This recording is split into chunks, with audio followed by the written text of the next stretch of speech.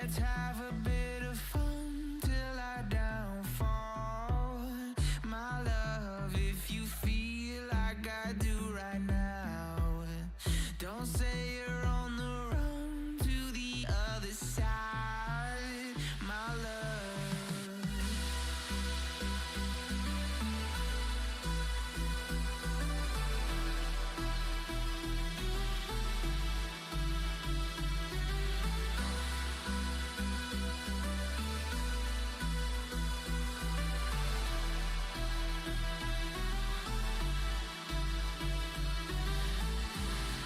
You say you wanna try, but you never do.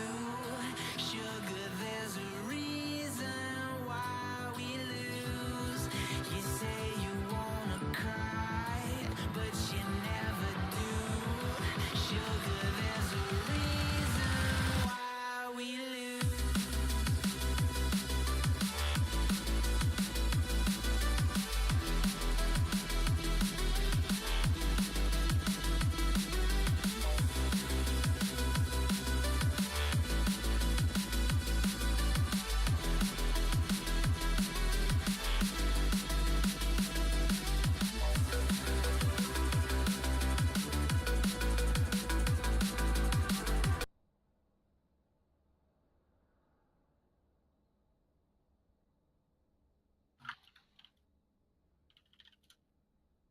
Wait.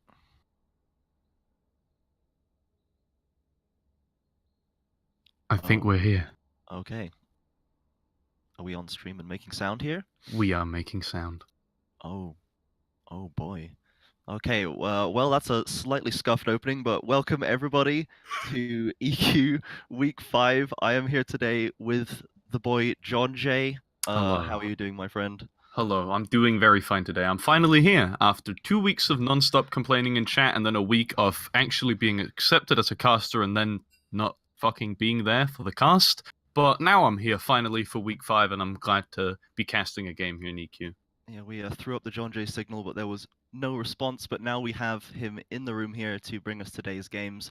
Today is looking like a very nice schedule we've got here. This is the start of week 5.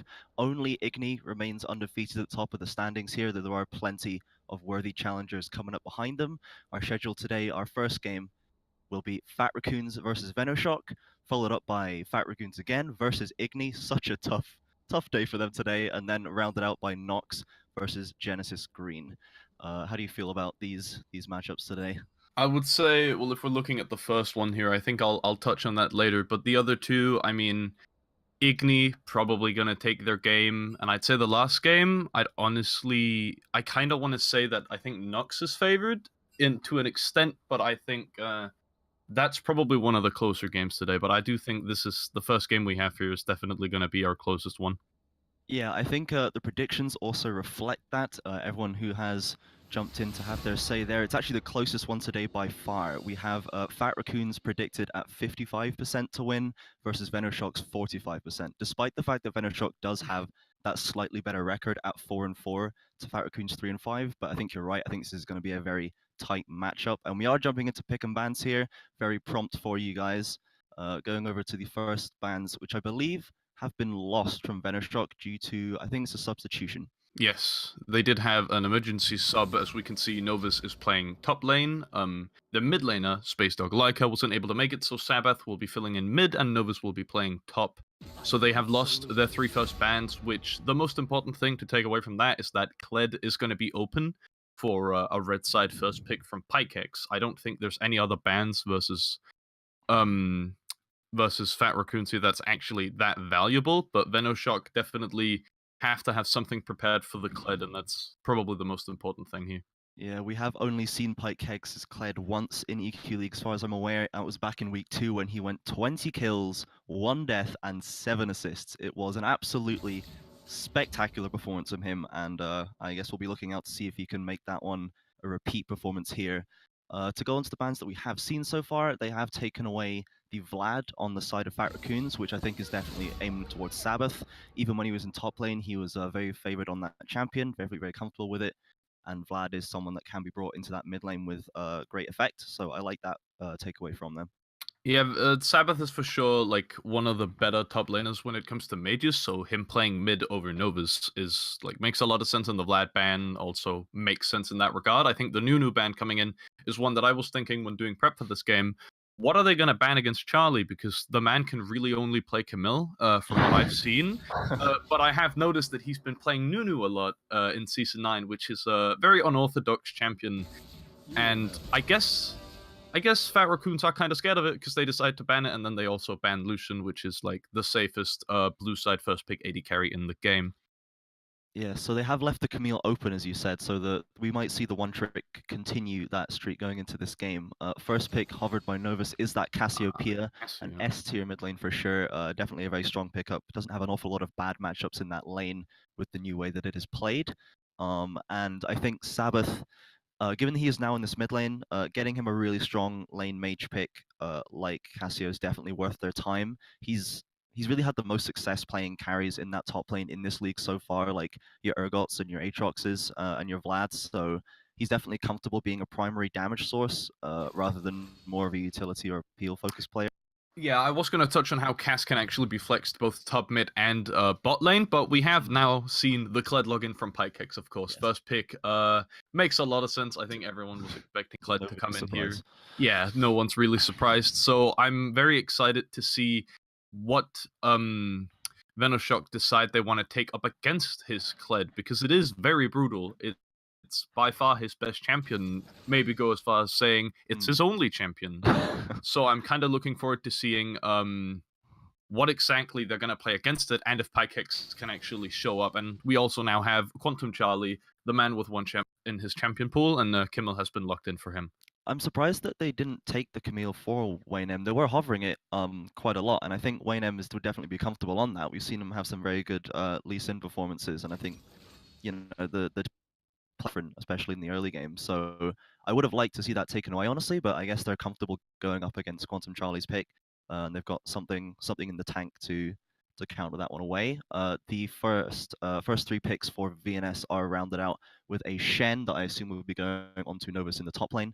So he is being brought in as a sub here. He's got a very tough match ahead of him against this Kled, and definitely I think just wants to play it safe and be more valuable for his team in a macro sense, offering that ultimate to team fights rather than looking to actually take it to Pykex in this lane. Yeah, Shen for sure has fallen like very far out of the meta. He's almost nosedive out of it, especially in top lane. The only thing I'd say he offers here is that he has a lot of dive potential with but also I think his trade pattern in lane versus Kled could be favorable if he's actually like, if Novus is good at Shen, his trade pattern could be good level 3 because he'll be able to block the 4th hit on Kled W with his own W and actually potentially win a trade. But again, it's up to how Novus ends up playing the lane. For all, like, we could see the Shen go bot lane, though I highly doubt that Teapot would be up for picking Shen, especially versus Ezreal. Yeah, we've seen the Ezreal taken in relatively early for Fat Raccoons, and they have banned away both Lucian and Kai'Sa, both two champions that Bounce is incredibly proficient on, especially the Kai'Sa. We've seen him go for that. Usually is his default pick is that Kai'Sa, and it is a champion that can really match and possibly outstrip Ezreal in terms of late game damage. However, the Vayne is still open, and that is a champion that we have seen very prevalent in this league. Bounce, we know he can play those hyper carries. We know he's got the mechanics to match up. So I think that we could see that coming out of him. And Ezreal doesn't really have as much potential to bully a Vayne in lane as maybe your Lucians would. We'll have to see who he goes for in this ADC. There's not that much variety when it comes to ADC picks in the meta right now, and 3 of them are either picked or banned so far, so we'll have to see what he goes for here. Yeah, I would say, while I understand the idea of picking Vayne here, I think picking it versus what now the 4th lock-in from the side of Fat Raccoon seems incredibly risky, because Kled and Kha'Zix will kind of just jump on you and you'll most likely die depending on what support you end up with. Now, the brand lock-in is kind of confusing to me because it doesn't make sense as a mid laner, because I don't think Brand is in any way good in mid right now, and he's actually gotten nerfed just this patch. So I can't see him going anywhere, and I'm kind of curious to what they want to do with it. Now, with Syra locked in, that would make for a really weird bot lane, because Syra Brand they play into each other as mages, but they don't really do anything past laning phase. Like, it's whoever gets out on top is going to be useful, and then the other one kind of just doesn't do anything for the entire Yeah. game. So we might see the Cassiopeia Zyra bot lane, which does have like really strong damage, and the CC combination of the root and the miasma when you're maxing it as Cassiopeia is so hard to deal with. And it looks like that is what it's gonna be, though of course we can't really be certain. The Galio has been picked up as the last pick for Venoshock. We'll have to see if that's going to it could honestly go Novus top lane, Sabbath mid lane, or Sneaky Teapot support. I've seen it played to reasonable effect in all of those lanes. Yeah.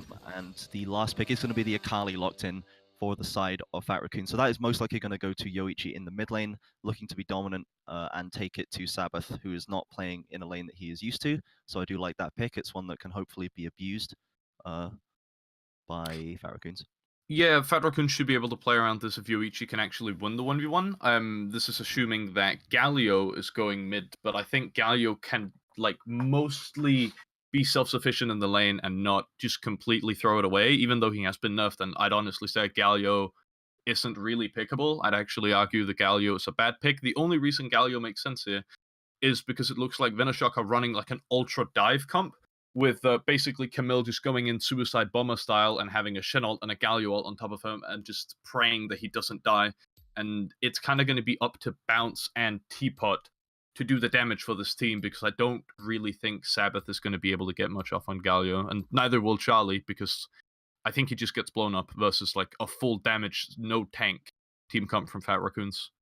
Yeah, they can use the global pressure, at least from Galio and Shen, to really protect that Cassiopeia if they need to as well, because the side of Fat Raccoons doesn't look like one that is going to be sitting around waiting to kind of have the fight taken to them. With Pykex on this Kled, he's got that ultimate to engage in the Kha'Zix. The Akali as well knows that she can go in with a high degree of safety using that shroud to defer any kind of counterattack. So I think there are two distinct ways that Venoshock can play this, and both of which can be very effective, and their comp actually works very well for both of them. So I do like this draft from Venoshock, despite these perhaps suboptimal Galio pick in the mid lane. They have gotten a lot of champions, which I think they're quite comfortable on, like Charlie on his Camille. So I think this one could be hotly contested. I think it's really what I'm looking for is just to see if Novus can not allow Pykex to get rolling on this Kled, because that is going to be such an important factor in the first 10-15 minutes of this lane. Yeah, I think it looks like this game is mostly going to be solo lane difference, because I think Venoshock, I'd argue, have good solo lane players, but they're on really suboptimal champions, while Fat Raccoons have decent, again, solo lane players, Pykex being the statistically #1 top laner from playing Kled back in week 2, as you mentioned, and he is on Kled, and they have Akali Kled, and I'd say, considering comfort picks and whatnot, they have vastly better solo lanes, both matchup-wise and player-wise. And again, Galio, while being a picked champion right now, is mostly picked because teams are just slow. People aren't adapting to how the meta's changed. That's mostly why you'd see, like, something like Shen doesn't pop up because people can't adapt to the meta. He just pops up because there's, like, 1 or 2 matchups, for example, Kled, where he might make sense, and he makes sense having a Camille jungle. Because the game is on Charlie, I'd say, for Venoshock, and it's on Pyke and Yoichi for Fat Raccoons. Yeah, I think it's important to note here that Venoshock coming into this week, they are leading the league in First Bloods. They've secured it 6 out of the 7 games that they've actually played out, one of which was, of course, a forfeit victory over Genesis Black.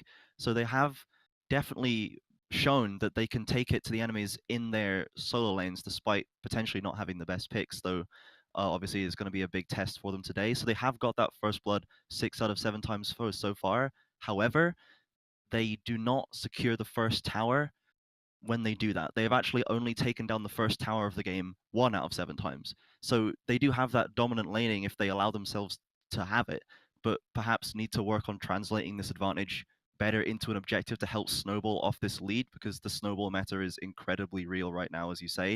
And I think that Fat Raccoons' team is playing much more into that style, and we'll have to see if that benefits them here.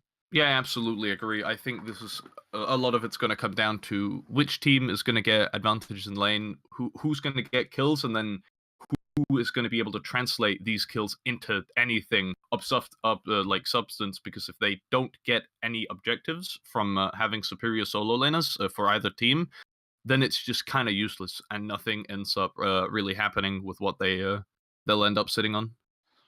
Yeah, I think that the bot lane is honestly going to be a good bet for Venoshock to focus on here, because the mid and top lane really just need to survive and get through the tough lane, get good vision down, and just don't get pushed around by Waynem on this aggressive AD jungler. I think that Cassiopeia Zyra, as I said, does have the tools to actually really get a large advantage in this lane and shove their opponents around. So we'll have to see if they can actually keep bouncing this game, because as you said earlier, it's going to be mostly on him, I think, when it comes to late game fights to really push it through. They've got the dive potential that they can use and they can jump on people, but when you have like a Kali's Shroud coming in, Ezreal as well, and Kha'Zix who have so much deferral and kind of so much slipperiness to get out of that kind of situation, I think you really, sometimes it's just not going to work out, and you're going to need to have some kind of backup to really shove through a successful fight if your first engage doesn't go as swimmingly as perhaps you would like it to.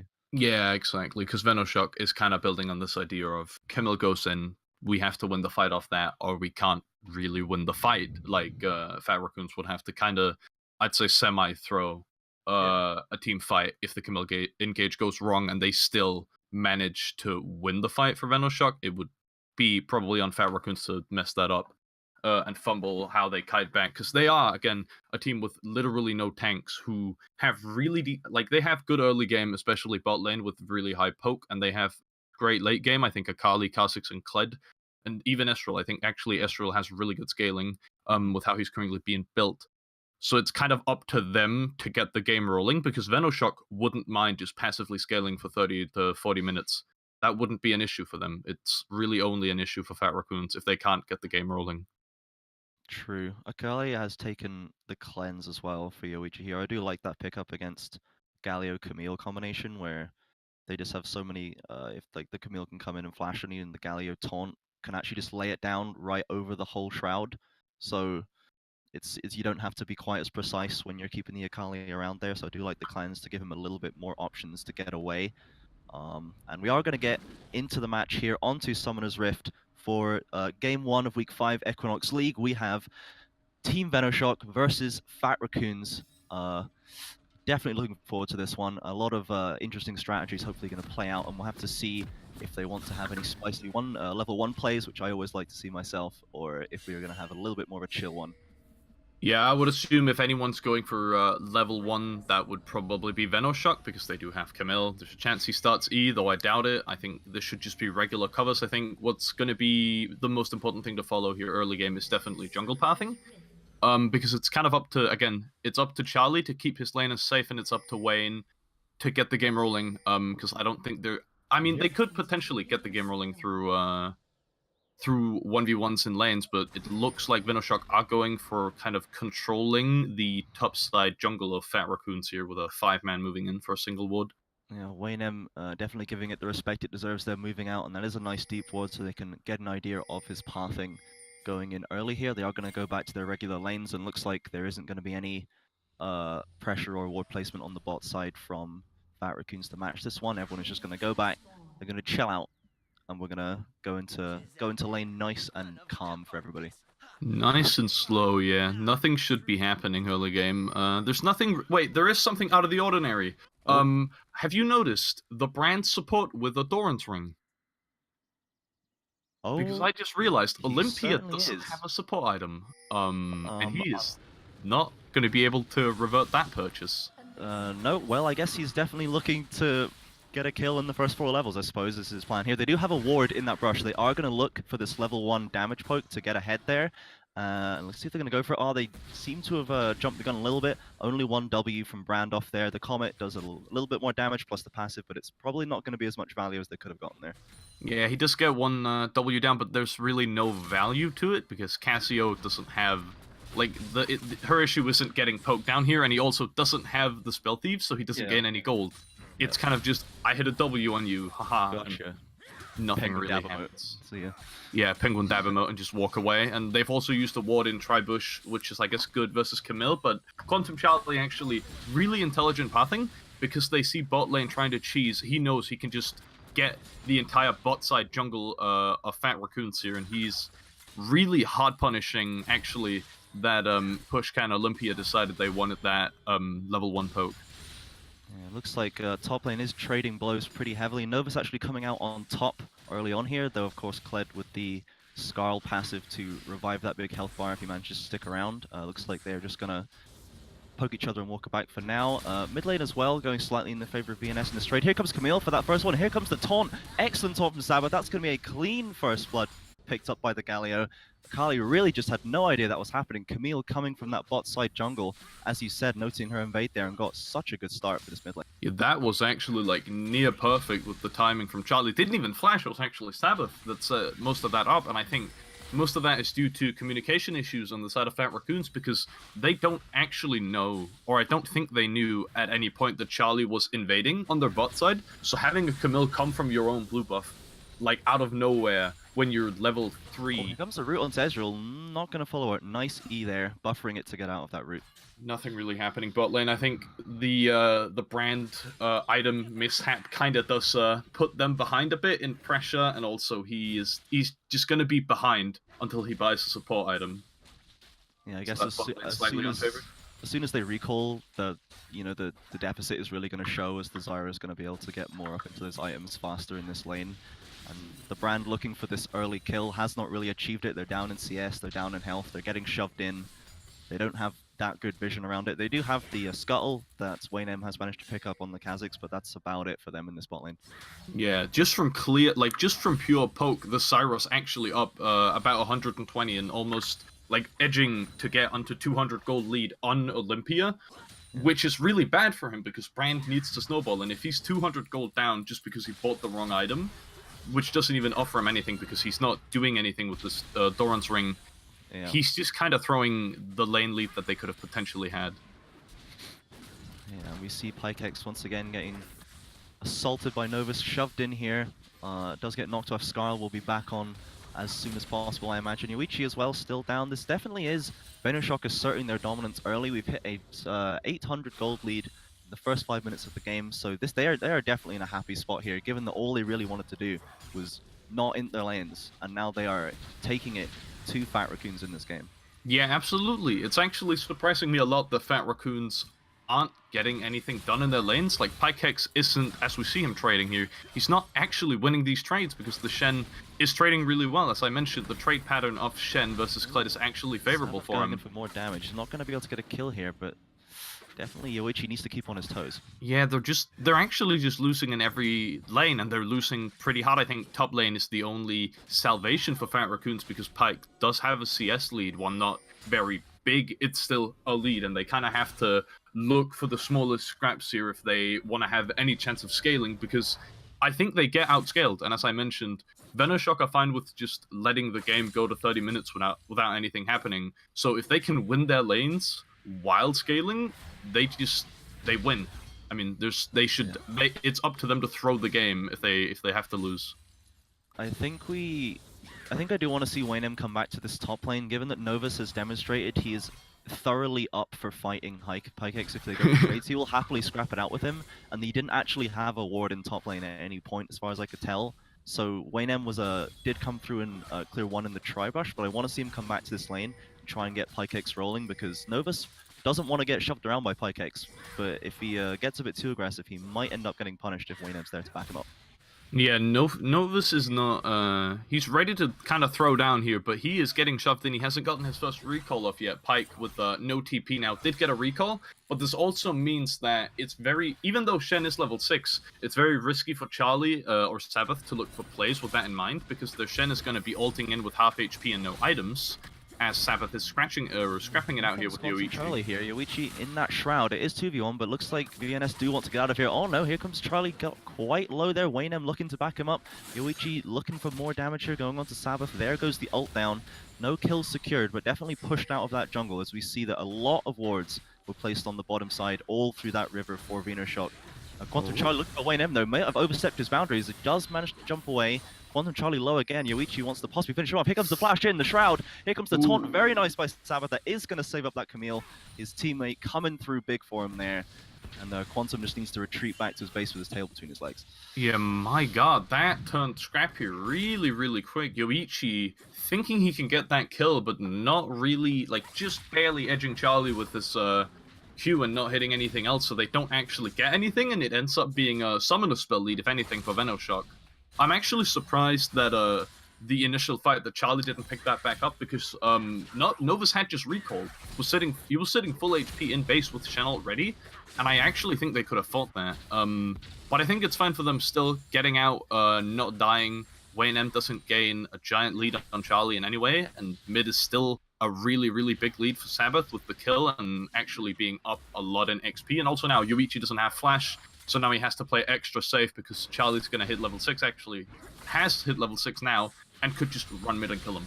Yeah, we saw how effectively he was able to gank him earlier in this game. The cleanse still available for Yuichi, possibly if he gets locked up by that taunt or the Camille stun. We'll have to see if he's quick on the trigger there, because layering together... Oh, here comes a nice route onto the Ezreal. He's hit by the miasma. He's just going to burn down with that Zyra ult and the Cassiopeia ult, just going straight through the heal. Completely just destroyed there, the Ezreal. Yeah, I'm throwing it out here. It's a sub difference, boys. Olympia sold his D-ring and is now sitting on Spell Thieves and Boots with a teapot. Feels bad, man. Yeah, he's already upgraded to the Frost Fang on the Syra, and Syra Here comes Quantum Charlie onto the Pykex. Nice flash from Hinging out, but a flash from Quantum Charlie does have the ult. He is going to go under tower. There comes that Shen dive, as you said, but tower shot's so strong at this early in the game. Here comes Wayne M, just one-shots him there. Is he going to jump over to slow Novus with these missiles? Here come the ult charge again, speeding up behind him, the Invisible Predator, but ultimately Novus is going to get away using that dash. A close one from there, but possibly an definitely an ill-conceived dive. I talked to Charlie before the game, and he told me that he was a bit tired and he may int, but I wasn't actually expecting him to literally int, because he just jumped that tower with like complete disregard of Wayne potentially being topside, and even then he doesn't actually have any damage. I don't know what Charlie thought he was going to be able to do there. That was just really, really weird. Just didn't have enough of a health deficit on the Kled, I think, to justify that at this stage in the game pre-10 minutes. We don't have any armor, as you said, doesn't have any damage. The Shen ult, while being Shen ult, it's still level 1, and it just couldn't really defer enough of that damage, so that is going to be a nice freebie picked up for Fat Raccoons there. Yeah, I think Fat Raccoons take that, and I'm actually, again, looking at topside vision for the side of Venoshock. I'm surprised how they didn't notice Wayne, because I think they had a ward on his red buff that has now ran out, but they have control wards in his like behind his buff as well. So I feel like they should have seen him move topside, but I guess they just didn't see him, or maybe he pathed next to his Crux and people converging on this one. Yuichi trying to keep Sabbath in the fight with Wayne M coming across to finish it off. Flash from the Galileo, but he's gonna maybe live. She has had to cleanse out the Ignite. It's one of Quantum Charlie shows up big to clean up that Kha'Zix, who was unable to kill Sabbath there. I don't know how he managed to get away with that one. I think Wayne cancelled like 1 or 2 autos there. He cancelled a ton of autos topside as well, and I think the same thing happened here, because he got CC'd and it ended up cancelling his auto attack, so he actually just didn't hit anything. And Yuichi actually had a really good trade going, and everything was working, but again, now it's kind of swapped around, because now it's Wayne completely disregarding that Charlie could potentially be moving mid. And he literally just, did he just jump and flash and just not get anything? I think he had jumped, flashed, walked in a circle and died is what it seemed to be. Yeah. It was not the cleanest, shall we say. I'm guessing he felt bad for Charlie there and he had to equalize it out somehow, but junglers are literally dead even now. This gives back that homie stock. We see bot lane still getting shoved in, and now Pykex feeling a lot more confident. He does have a little bit more of a lead, and he knows that he's hit that Tiamat, he's got that Tabbies, and he's way more comfortable taking these trades. Plating's falling down on the bot side, nice extra gold injection, a close route there, not quite getting it. That might have been huge damage on the brand, but it is just going to be pressure for Venoshock. Yeah, this is actually, I think I underestimated Venoshock's bot lane a lot, because I was expecting the brand to do more, but I think, again, the early start kind of came for him, and well, we can kind of see what happened, because I think Venoshock's bot lane are actually playing really well. I like Teapot's boot rush. I think that's really intelligent of him going for early Magic Pen, because Cassio can't itemize it, and Magic Pen is really, really prevalent in the meta for mages right now. So I think that's a really intelligent buy. He already has his support item finished. Olympia is still only sitting on his first spell. Wayne M maybe looking to redeem himself here. Sabbath does go in for that trade, and Wayne M is surely going to finish this one off. He is. Yoichi's going to take the kill. Not going to mess that one up. That is going to be a relatively clean lead on there. Yeah, I can't imagine them. Or I mean, very obvious they haven't scrimmed That with damage, Sabbath here comes the Oh, ult from the miasma, hits both of them, and the Ezreal is actually going to get out. The miasma was in fact not far enough left to catch him. He is probably going to have to leave here, he's so low. The damage, both bot lane from VNS still on full health, just pushing him under the tower, dropping the abilities on their heads and taking kills. They're just getting slaughtered bot lane, but yeah, as I was mentioning, it feels like there's zero synergy between Novus and the rest of his team, because I feel like he can just like he was sitting under his turret, he can Shen ult Sabbath, and I think there's actually a chance they can turn that. But bot lane is just, yeah, they really can't do anything. Olympia is so far behind, he's not bothering to upgrade his support item either. And Oh, I think flash in, there's something else we're going to land on him. That is going to do God. it, and that is going to be a tanked up a couple of tower shots on both, but that is just Ezreal sticking around too long there. A TP coming down from Pykex here. We might be looking to hit this Kledo. Here it comes, the charge coming in. Both low. That's an ult, but he can't be stopped. Here comes that Shen ult onto the Cassiopeia. He is going to come in. Here comes the Brand. There's so much damage going down from this ultimate, and they are just going to live. Kledo's been knocked off his thing. Here comes Galio. Novus now trying to finish that off. Shabbath now with the taunt onto Yoichi, keeping him busy, but Skarl comes back to save Pykex from Oblivion. Now it is Novus on the wrong side of town. Yoichi walks away in that shroud. So much going on here, but now Wayne M coming from the right. And here comes all the recall channel from Zyra, instantly killed. Now Sabbath is caught in between 4 members of Fat Raccoons, and he's just going to get cleaned up easily. That's going to be a double kill for Wayne M.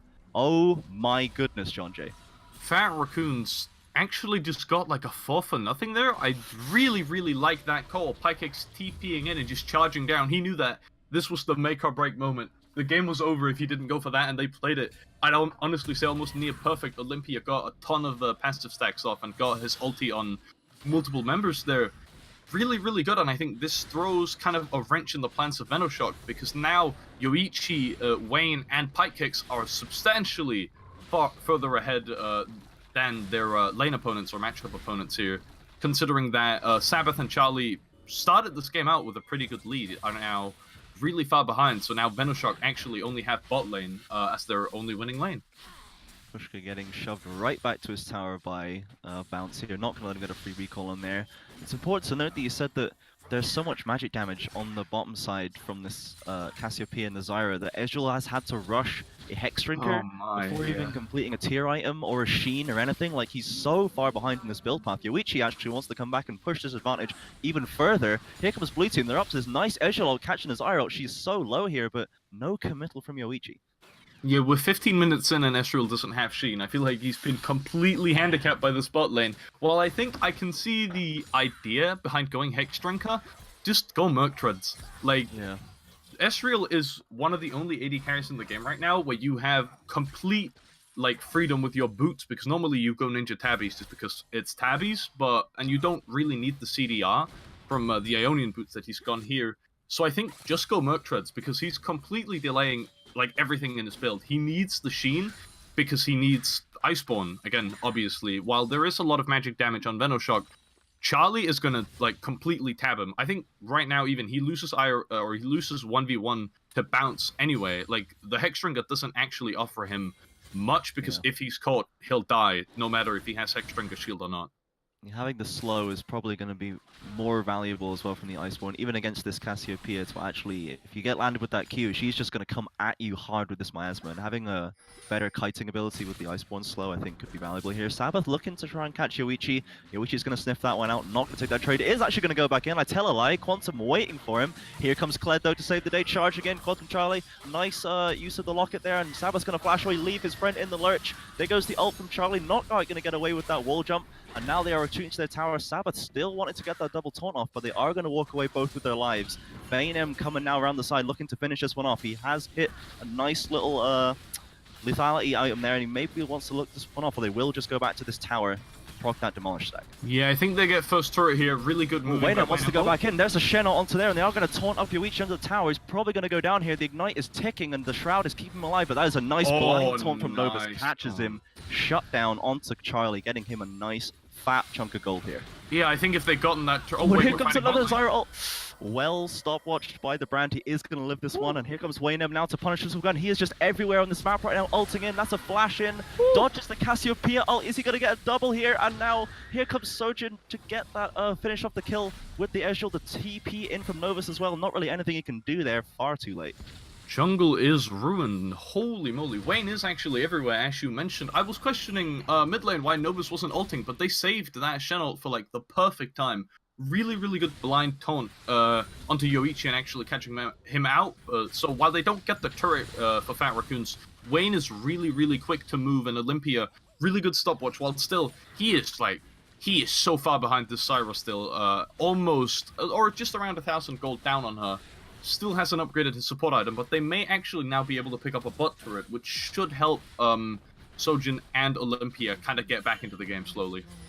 It looks like it is going to be another first turret denied from Venoshock here. They are sticking around relatively even in this game. They do have a reasonable gold deficit at this point. They are about 800 gold down themselves now, but Pykex is looking to kind of get more pressure in this lane. Yoichi does take that first turret down, and we have the vision is definitely more in the favor of Fat Raccoons at this point. They have a nice pink line, and that's going to be a pause. Well, I've been cut off. Yeah, I guess interesting. We do have a pause currently, unaware of what the issue is, but I guess we will be get that information soon. But one thing that I do want to touch on now that I'm looking at it, because we have a second, is the brand build. Olympia's just built Rylai's. Like, he's just straight up rushed a Rylai's. He doesn't have sock shoes yet. He doesn't have a support item at all. Like, he is completely relying. He wants to fight. Like, Fat Raccoons really just run down top or run down mid and just fight, because they're never getting, like, they do have a lot of control wards, sure, but they don't have a support item. Like, Venoshock have a giant vision advantage, or should be able to establish one. So they have literally no wards, and also Brand shouldn't, like, he doesn't actually do that much damage here, because he doesn't have any magic pen, but I'm guessing with the lack of MR, there's a chance he actually does do well in fights.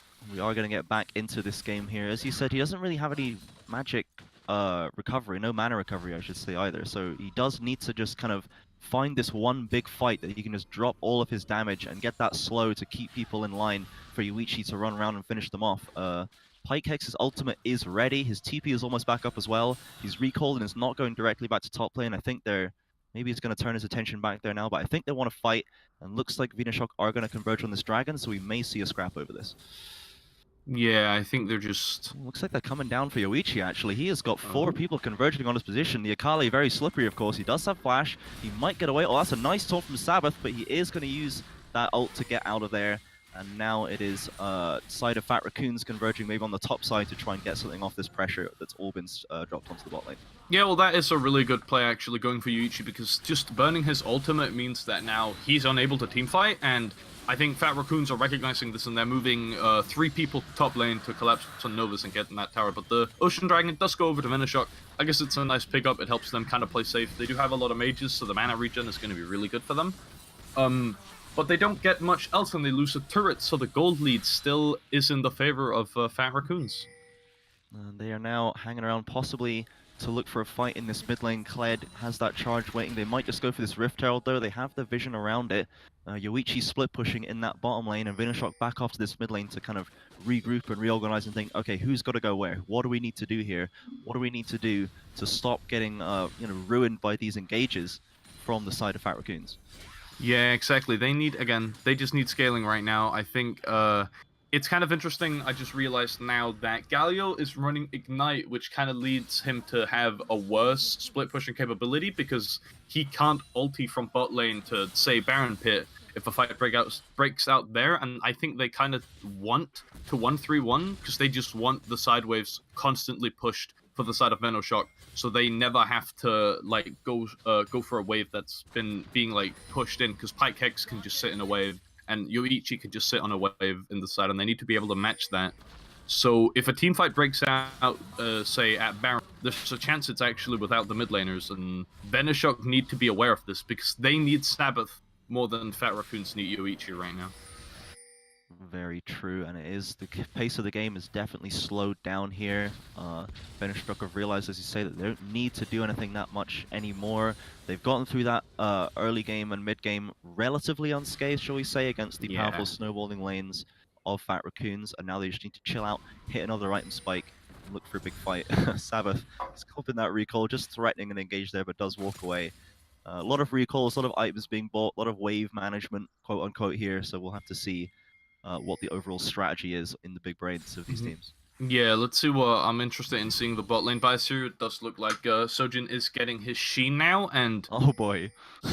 I mean, he finally does have Sheen 21 minutes into the game, maybe a bit late, but he's also bought a longsword, which leads me to believe the Madman is actually about to build a Triforce. And also, Olympia kind of waiting for him to... Nope, he's still not buying a damn support item. He's got Sword Boots. I guess they literally don't care about vision at all, and they're just gonna try to fight. That's the thing. They're building like they want to fight, but they're not fighting. They're really not doing anything. They're just pushing waves. They have the tools to force a thing. Cledult is just the ultimate. We're just literally running at you very fast, and you cannot escape, but they're just kind of setting up and shoving waves, looking for vision, and we'll have to see if they do want to commit to something here, because Venoshock is now really committing to pushing down this top lane tower. Quantum Charlie waiting in the wings. Sneaky Teapot getting a lot of good poke off there. Him and Bounce have done really very well this game so far. They have a 60 gold lead on that Bounce over the Ezreal, and they're just pressuring so hard when they're not being dived on by 7 million people. Yeah, they're doing really well for themselves, or they have done in the 2v2, and I think if the 2v2 continues to be matched in the lane, they're going to continue to do well. Here we go, here comes that charge coming in. Fat Raccoon's running into this jungle. Here comes the Galio as well onto Quantum Charlie. Looks like a bit of a scrappy one here. Here comes Teapot, he's ulted up, and Brand is going to go down. Now we're just trying to finish off Quantum Charlie. The Cassiopeia ult goes down. Yoichi waiting in that slide. Pykex does fall. Cassiopeia has also gone down as well, though, so Nova's the only one on full health. Looks like both teams are going to disengage, losing 2 members. That fight was just like, that was actually just all over the place. Olympia and Teapot 1v1ing each other at the Grump. Charlie getting caught out initially, then Wayne running in, Galio coming in. I feel like it hit barely anyone, but it ends up being a 2-for-2, and I think that's good for Venoshock, because if you're behind, any fight that's either you winning it or it being even is good, because it means you get time to scale. And again, they do outscale later in the game, depending on... It depends a lot on the Cestrial build, to be fair, but yeah, that fight kind of spells... I'd say it almost spells bad news for Fat Raccoons, because it shows us that they have no clue how they want to fight, because they run in, and then they just kind of don't have any target focusing once the fight actually breaks out. We saw that Venoshock committed, is that 7 summoners and 5 ultimates to that one, to much less committed from the Fat Raccoons, so they do have more tools going into this next fight. They do have still the flashes on Ezreal. The Akali still has all of her mobility up, so I think that if they take a fight very soon, they could actually be able to use that advantage to get on top of this Cassiopeia and Zyra, who now have basically no answer to this. The Galio ult obviously takes somewhere between 10 and 20,000 years to come off cooldown on this patch, so if they can really force something now, the Kled ult is going to be up before then, and I think they can actually get more of an advantage if they can take another fight soon. Yeah, Kled ult is up in like 5 seconds unless he gets caught here. They aren't going to be able to do anything, but Yoichi might get caught if Teapot decides... Oh, actually, he's going in himself. He's committing this one to 1v2 on the spot lane, but there's, like I said, there's no spells on the side of the Cassiopeia. The ults go down to save him, but here comes the Gali going in. This is going to be a clean 1v2, just absolutely destroying them with damage, and now we go down into the river. Camille has committed with the Galio, and they've taken out Brand, but Kali has taken off that Zyra in that top lane, and now the rest of Fat Raccoons have showed up to save their boy, or to avenge them at least. Kled takes down Charlie, and now Sabbath is left running into the jungle. Ezreal's pretty low there, so they don't want to let him get away with this one for free, and they're probably just going to herd him into the base while Yoichi knocks on that top lane tower. Yeah, it does look like those summoner spells that you mentioned did end up helping Sojin actually stay alive, because it looks like he's used both of them now, and they do get a really, really good trade, because initially it looks like Yoichi just completely smurfs on bot lane. He does. He can't really, or they can't really do anything because they don't have sums, and they can't really peel because it's Syra and Cassio versus an Akali with ult up. So they don't really get to do anything, and they just end up dying. But really nice idea from Venoshock to then collapse onto Sojin and Olympia. But it's a shame that Sojin does have both the summoner spells up, and the Fat Raccoons are actually really quick to then collapse and fight back because Venoshock actually don't get anything. They get a single kill onto Olympia, but I'd honestly argue the brand is near useless at this point. And they end up losing, I think, 1 or 2 members themselves. They end up losing, at the very least, Charlie. Novus still does have his ult up, so it didn't look like he actually joined that fight to a larger degree. So again, a win for Fat Raccoons, and now it's up to them, as we talked about, like in the beginning of the match. They need to use this lead that they now have to get objectives and actually win the game. Yeah, Yoichi seems very comfortable now splitting in the side lane. It's been primarily what he's been doing all the way out of lane, and now he's at the point where he can challenge pretty much anyone on the side of Venoshock. So they're going to have to be very wary about allowing him to get advantage and wave pushing in that, and they're going to have to commit a lot to actually shove him off.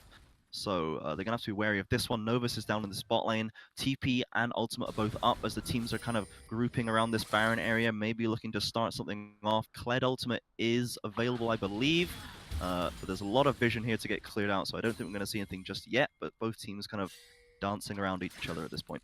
Yeah, I'd say thank the holy gods there's finally a Frostfang on the side of Olympia, and he's at 419 gold right now, so he's still isn't able to put down wards. He'll need about 80 gold from Poke and getting Frostfang stacks off before he can actually put down wards. And this is now the issue. Oh, here comes the Kled out coming in. They were baiting this fight very hard, and they're gonna get onto Sabbath here, but the rest of Venoshock is waiting in the wings. Nice catches a lot. Look at the damage onto Waynem there, and the Galio ult's still over. Yoichi on the backline trying to run interference, but it looks like Quantum Charlie can't quite finish it one off. The Galio still in there. The Kha'Zix gets away on nothing. Yoichi now left to clear up, and Pykex's Kled is the one to still alive. A triple kill for Yoichi there, just doing so much damage on that backline, while side of Venoshock couldn't quite finish anyone off. Yoichi is completely 1v9. Again, he just 2v1s the bot lane. While I thought Teapot just made like the perfect side roll, I really thought that was their fight. And they end up losing it, but as I was saying, Venoshock, they're in the position where they have the vision advantage on Baron because Fat Raccoons can't put any wards down, so Fat Raccoons have to force a fight, and they got honestly what looked like would be a losing fight because of where they ended up hitting and where Cyrock gets her ult off, but they just win it. Now they got one inhib, and they're pressuring the second but can't quite get it because of the respawn timers. So we'll see if they back off here. Probably going to go straight back to that Baron. Vision still in their favor around that area, and now they do still have the TP advantage. The Shen ult is down, though TP is up. The Galio ult is down, so we're going to have to see if they choose to take this one very quickly. It looks like Venoshock are coming straight out towards that Baron. They don't want to let them rush it. They want to secure some vision going into this one, but they are really going to have to find a new way to play these fights. I think Venoshock actually... No, the bot lane doesn't finish the recalls, but I would say if... oh, wait. Commitment from Zyra, the ult onto Surgeon, but he just walks away, and now the TP coming in from Kled right into the middle. He's going to go into this taunt, he can't cancel it, but does almost get away, and there he flashes, is going to live, and no one's quite sure if they want to go in here. Yoichi does, we know Yoichi does, and Sojin is on the side there. Here comes Myron destroying that Zyra. Here comes the ult from the Camille to lock him down, but no one's finishing him off, and that's a nice one. Sabbath gets onto Sojin, doesn't quite finish him off, and he's going to get burned down as well. Yoichi's still on the backside, literally 1v9ing again. He gets that, the locket to survive, and that's just going to be cleared off from Sojin. I think Sojin actually did a lot of damage throughout that fight, kind of underrated on the backline there. He got very low, lived a long time using the summoners, and Yoichi is just unbelievable this game. Yeah, Yoichi is popping off. I'd say Waynem as well, just jumping in, finishing everyone off, but I did call Sojin a madman for the Triforce buy, and he proves me right. He is a madman. He plays really well in these team fights, and Venoshock lose their early lead, and they just lose the game. Yeah, it was looking so comfortable for them at some parts of this one, but then suddenly they just, the fights just got broken open, and they couldn't stop themselves from just being overrun as Fat Raccoons were using their advantages, and their strong players knew exactly who to go for, really punishing that bot lane, and they weren't able to peel them off at any point. So that is going to be it going down. That's going to be Venoshock losing to Fat Raccoons here. Fat Raccoons moving to 4-5, and Venoshock dropping to the same score. If you want to talk about a player of the game here, I know you mentioned a little bit about Waynem. Who do you think's actually clinched that one here? I have to say, I mean, it depends on which part of the game you want to call the most important, but for me, I think the early and mid game, where Fat Raccoons are actually behind, I think it has to go to Waynem, because he proved that even though they couldn't get certain plays rolling, he just run to the other side of the map, get a play rolling there and snowball, because as an example, they couldn't get the mid first turret, he just runs bot lane, kills everyone, takes a turret. I think Wayne M was really good at snowballing the map. While I will say Yoichi 1v9 late game, I really think Wayne was like an early facilitator to get them back while they were actually behind in multiple lanes. Very true. Had huge impact across the map there. So that is going to be closing out of our first game. We will be back very shortly with Fat Raccoons versus IGNI. We'll see if they can translate that victory, get some momentum rolling. We definitely saw a very powerful performance from them here. They are going up against the undefeated 8-0 IGNI. We'll see if they can knock them off their throne. We will be back very shortly. Don't go anywhere, guys.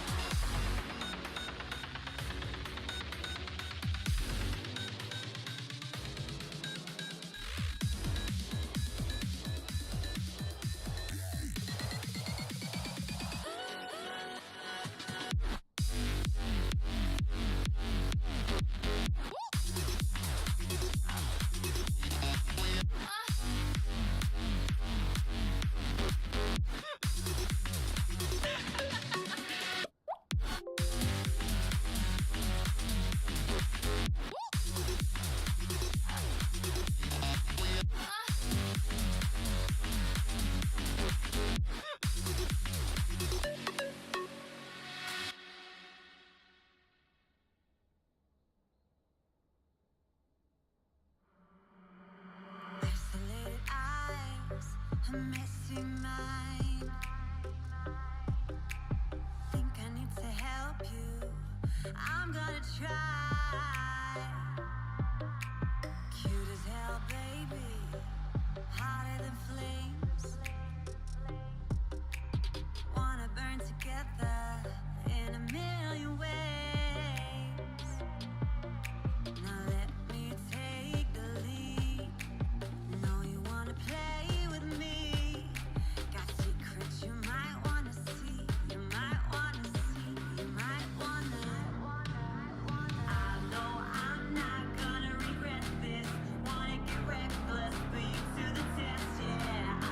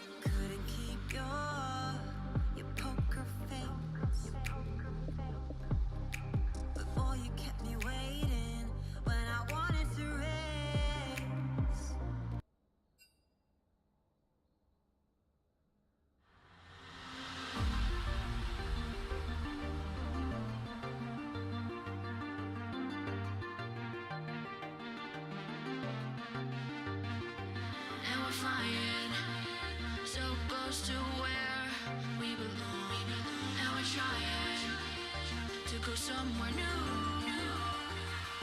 And I try to crack this iceberg open till it shatters through the ocean. I wanna make shockwaves. I wanna make shockwaves with you. Gonna move the ocean current till the waves flood what's been burning. I wanna make shockwaves. I wanna make shockwaves with you. And I know I'm only getting higher till it feels like I can walk through fire. And I know I'm only getting higher till it feels like I can walk through fire.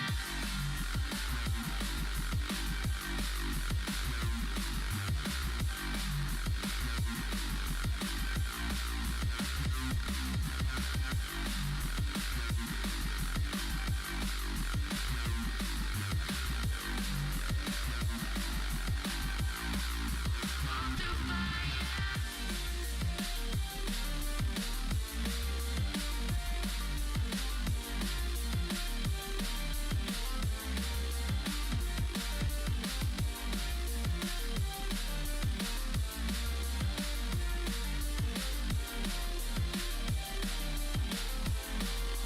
Walk through fire.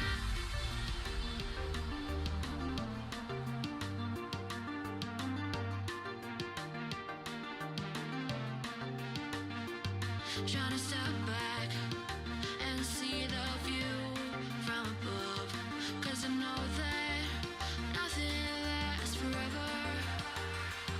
And I try to crack this iceberg open till it shatters through the ocean. I wanna make shockwaves.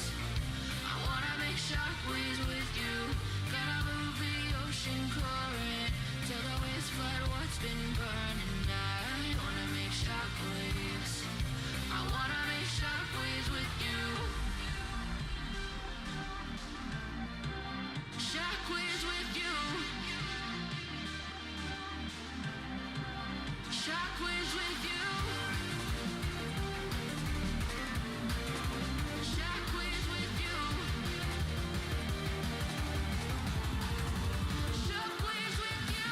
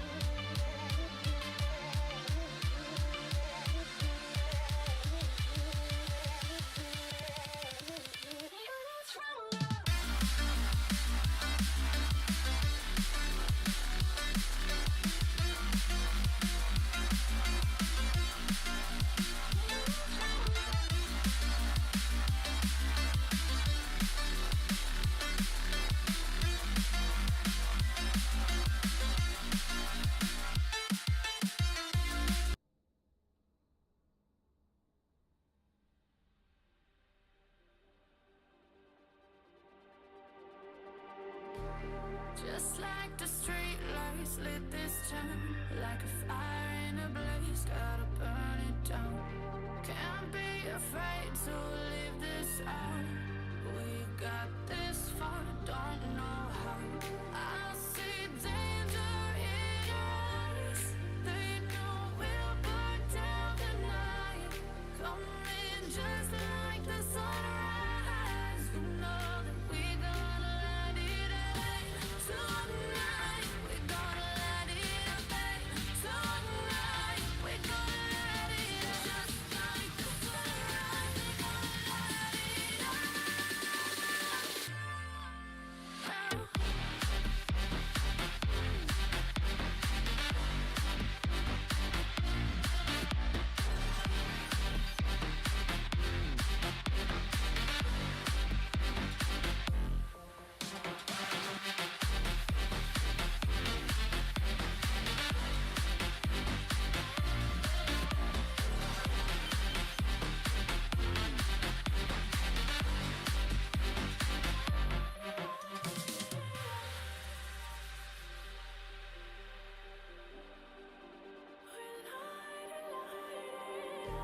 Just like a spark that's breaking out. Can't make a stop, can't turn back now. We know that there's no room for doubt. No, we can't turn back now. I see danger in your eyes. They know we'll burn down the night. Coming just like the sunrise. You know that we gonna let it rain. Tonight, we gonna let it rain. Tonight, we gonna let it rain. Just like the sunrise, we gonna let it rain.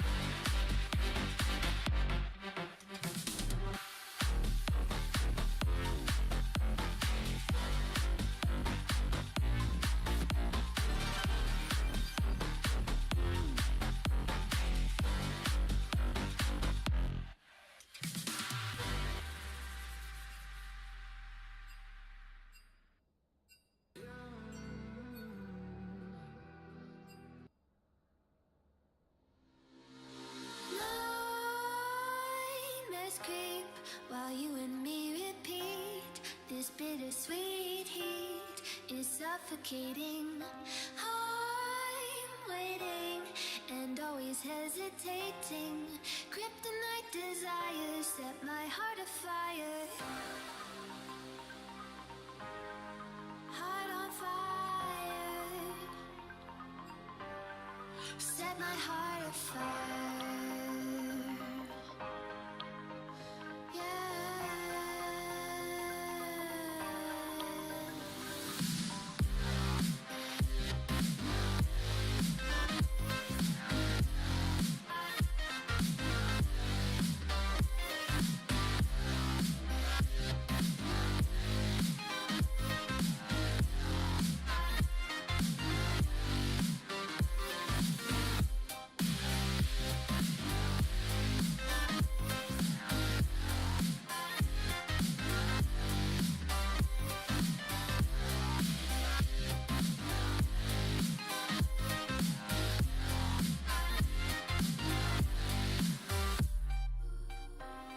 With crimson secrets and forbidden bliss, can't stay still, don't stop that thrill. My bones crave your skin, temptation within, mistakes ignite the silence.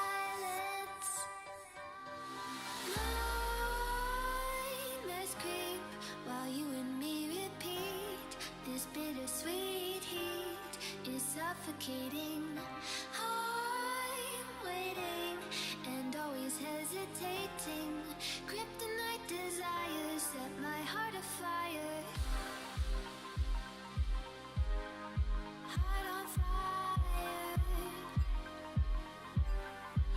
my heart afire.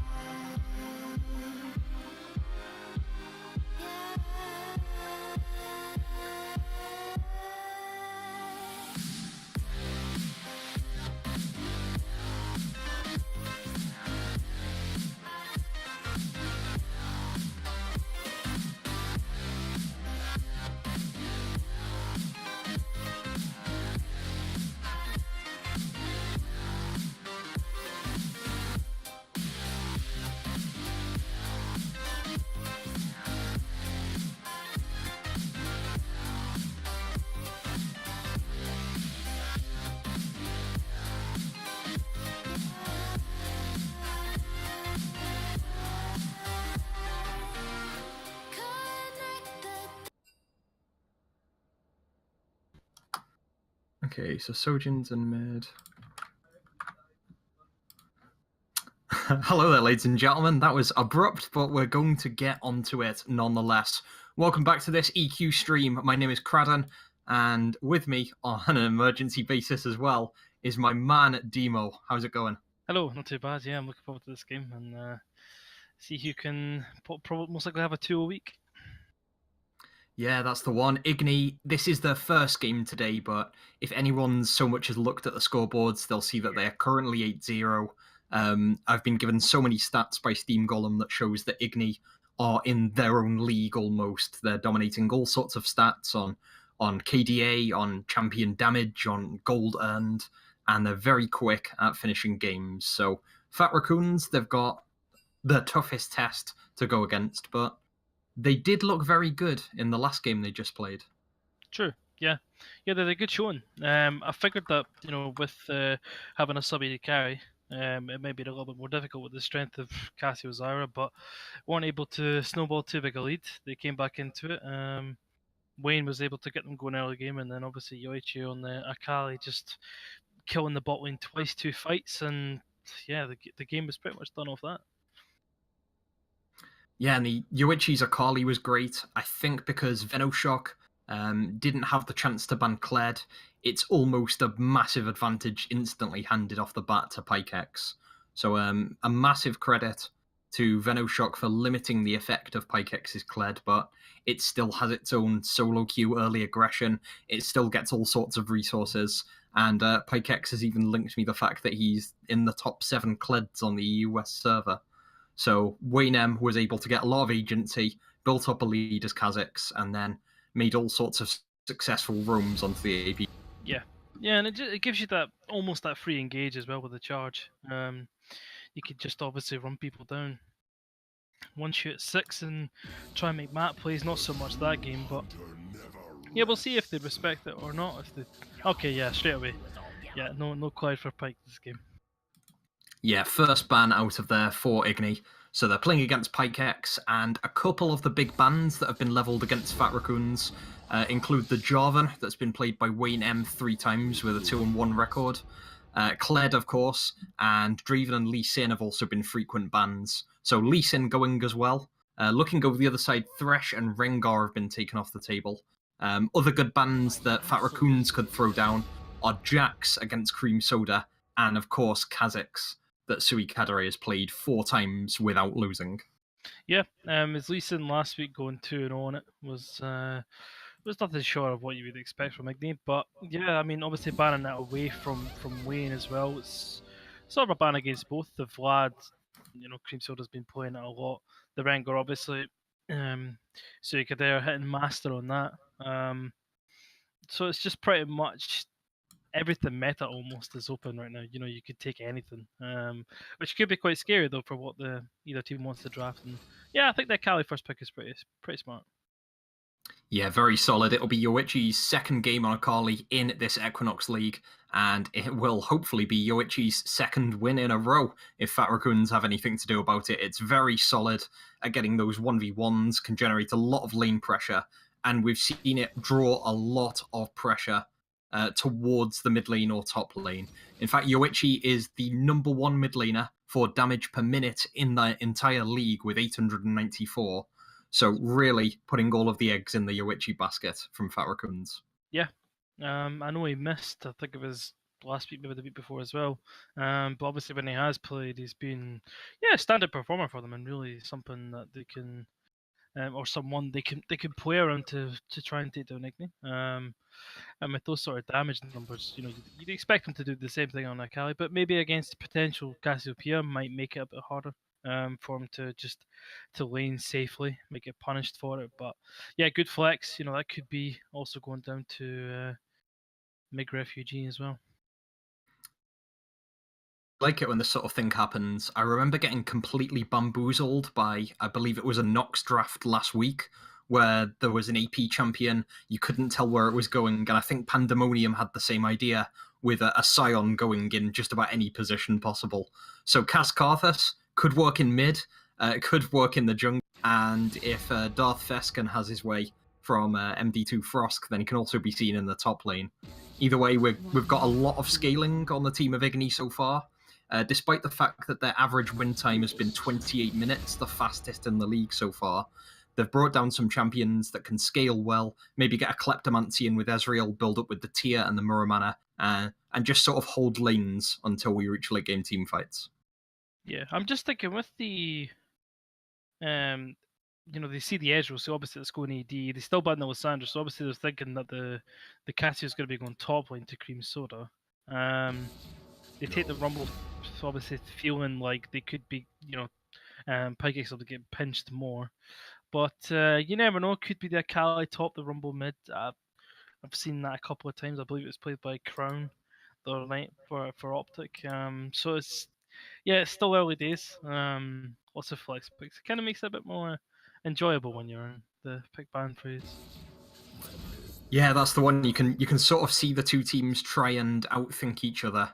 And I think the real pick that will sort of highlight where everyone's going in this draft will be the next round from IGNI, because Ezreal is fairly certainly in the bottom lane. The Aatrox is now sort of revealed as a top laner, although there is still the flex possibility towards mid. And it allows Fat Raccoons to get a bit of countering in. The Lucian, I think, will be crucial in the Ezreal matchup for getting Fat Raccoons a lot of early game pressure. Yeah, I was going to say they are struggling for Engage right now. Yuluna would be rather obvious with Engage, but the Rakan could be good. I mean, a lot of people have said it's been gutted, the W nerf, how slow it is to engage with them now, but going to go with Ileona. The counter pick will be there for Faven. But yeah, a lot of flex picks still. The Aatrox, Karthus, and Cassio, but support / picks, it's something you don't see very often. Yeah, really, and that sort of shows you how important those picks are towards the top and mid lanes, with the top laners and junglers, particularly in this Fat Raccoons versus IGNI matchup, wanting to get their champions on the board, having had a history of success. The fact that they want to get the champions into the draft quickly leaves the lesser damaging roles of support and maybe jungle until the end of the draft. So we just get some tanky supports, engaging, as you've said, Demo, on the side of Fat Raccoons for Olympia, maybe going against his preferred type. We've seen him play a lot of Brand and Pike in the past, so maybe a lot less damage than he's used to, but going up against Tahm Kench, who along with Ezreal can be a very frustrating experience. It sort of suggests that along with the rest of the draft for IGNI, Ezreal and Tahm Kench will be great at farming, but the Devour and the Arcane Shift will get them out of any trouble until the mid-game phase. Yeah, I'm just thinking here with the drafts the way they are. I mean, they generally have 3 really strong lanes, and they have an invading jungler. So I mean, the Kha'Zixes should be able to always get invading on the Karthus, make his life really, really difficult to try and just scale for free. The Rumble should be shoving in. I mean, the Akali matchup, it depends on how scared Sojin will be to pressure the Akali with the QE combo. Just run him down. But yeah, it definitely is there for Fat Raccoons to take them on and to try and win these lanes and have a strong 1 to 2 item spike. But yeah, you never know. We'll see what happens. That's the one. Now, I want to sort of bring up, Demo, a couple of the players that might be really influential in this matchup, and they do contribute highly in the stats of the week. So I'd like to point out that Pykex and Cream Soda as the top laners, they're probably like my lane matchup to watch in this game between Fat Raccoons and IGNI. Between them, they are statistically the top 2 top laners. And I think the best contrast between them would be that Pykex has the number 1 on kills per 10 minutes, whereas Cream Soda is actually much higher on assists per 10 minutes and kill participation. So it sort of implies that Pykex, much like the Akali style, is great at getting a massive lead by himself and 1v1ing the enemy top laner, whereas Cream Soda, if he can't quite match up to Pykex, picks the right moment to make his plays with the team, can use that teleport well, and manages to roam down at the opportune moments. So it's whether Pykex can have the agency to push and not face jungle pressure because of the rest of the Fat Raccoons lanes, or whether Cream Soda will be able to absorb, like the other lanes on IGNI, and just pick the right moments where Pykex is vulnerable and Suicadere can land the gank. Yeah, it just depends on how they'll use their Qs, really. If Cream Soda wants to just go try and all in the Rumble instead of trying to shove, but I presume they will be fighting a lot. That's where jungle push will be. But then Karthus isn't really, obviously, a really ganking jungler. You're not really going to see him that often. You see people say like, oh, the level 4 Karthus, you might see him in one lane, but yeah, I feel like if anywhere is going to be one for Fat Raccoons, it's definitely going to be jungle. It is something they can definitely punish. And obviously, from seeing Wayne's last game on the Kha'Zix, he knows what he knows what he can do. Dive in the back line, using the ult really well to just assassinate anyone he really wanted in that last game. And yeah, hopefully, he'll be hoping he can do the same this one. Yeah, and Wayne M, there's a lot on his shoulders, much like in the previous game where Fat Raccoons won against Venoshock. You've already pointed out, Demo, because of the pushing lanes that Fat Raccoons have, it's important that he gets the vision, and it's very difficult to make the right decision against such skilled opponents as IGNI. But when the gank is the correct move, and when the counter jungle is the correct move, one thing that's propping up Fat Raccoons in that respect will be the vision game, where IGNI have mostly a monopoly on the stats. The shining light for Fat Raccoons is in vision, because they have a 2.92 vision wards bought per minute record, and that's 6th in the league to IGNI's 10th in the league. IGNI seem to be able to get the kills on the plays without the vision, and that might be something that the Fat Raccoons team can exploit. Yeah, you're right. And I think as well, a matchup that hasn't really been touched on so far is definitely got to be bot lane. You see one that has to really push the advantage early on. Lucian 2 items. Ezreal Tamkench is going to be one of the safest lanes you can go for. So it's just through the safety of having, Karthus wanting to scale, and then having this bot lane safety, the solo lanes, might be on their own. But I'll be interested to see as well how mid works out. How much 1v1 pressure there'll be if Wayne wants to put a lot of pressure there while Karthus is farming. And maybe that can unlock the Akali to try and get around the map and push another advantage like last game as well. Indeed, we've got to look at that jungle pathing. We get a chance to look at the keystones while we're on the loading screen, and we see that there's only 2 resolves on the map on the supports, generally very aggressive, including Dark Harvest for Suicadere on Karthus, and Waynim's Kha'Zix also has the Electrocute. So generally all of the players looking to impress themselves onto their opponents. You could point out that Mig Refugee, also previously known as AP Green, has the Kleptomancy, so he's also looking a bit defensively. It's definitely the jungle and the agency into the mid and top lanes that could define a big swing either way. Yeah, and I think that's what they want. I feel like both teams are very comfortable in their drafts, as we've seen from the bans that were very, very targeted rather than meta focused. And yeah, they're both drafted for you could say team fighting with the the Rumble, the Leona, the Aatrox, Cassiopeia, and it should be interesting to see who can really frontline for IGNI. If they do manage to get a team fight, it's a case of just they have so much damage that it doesn't matter. And it could be the same for Fat Raccoon as well. If Leona doesn't have the tankiness really to be a frontliner for 5-10 seconds, and who knows who could win the fights with no frontline really. Well, our community might know. We asked our community, as per the standard statistical sheet, who they thought would win this matchup between the Fat Raccoons and IGNI. And unsurprisingly, literally every single person in the community tipped IGNI for the win in this particular game. And one thing to note is if they do go for the win today, Genesis Black, the other opponents for IGNI, have no-showed, which means IGNI winning this streamed game right now will give them an unprecedented 10-0 record in Equinox. Yeah, definitely. That's what I was thinking with the 2-0 earlier. I thought it was a forfeit that they were going to get.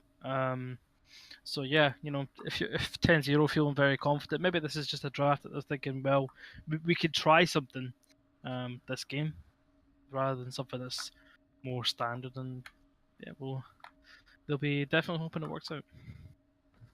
Yeah, with playoffs coming in towards the end of the season, that's still 6 weeks away, of course, after we have our break week next week.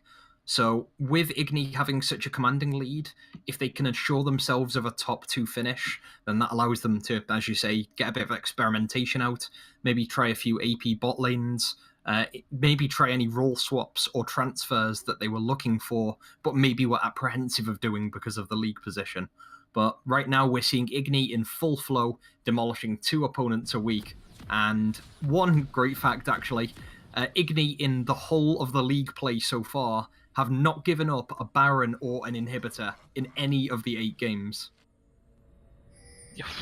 Well, just goes to show you how dominant they really are.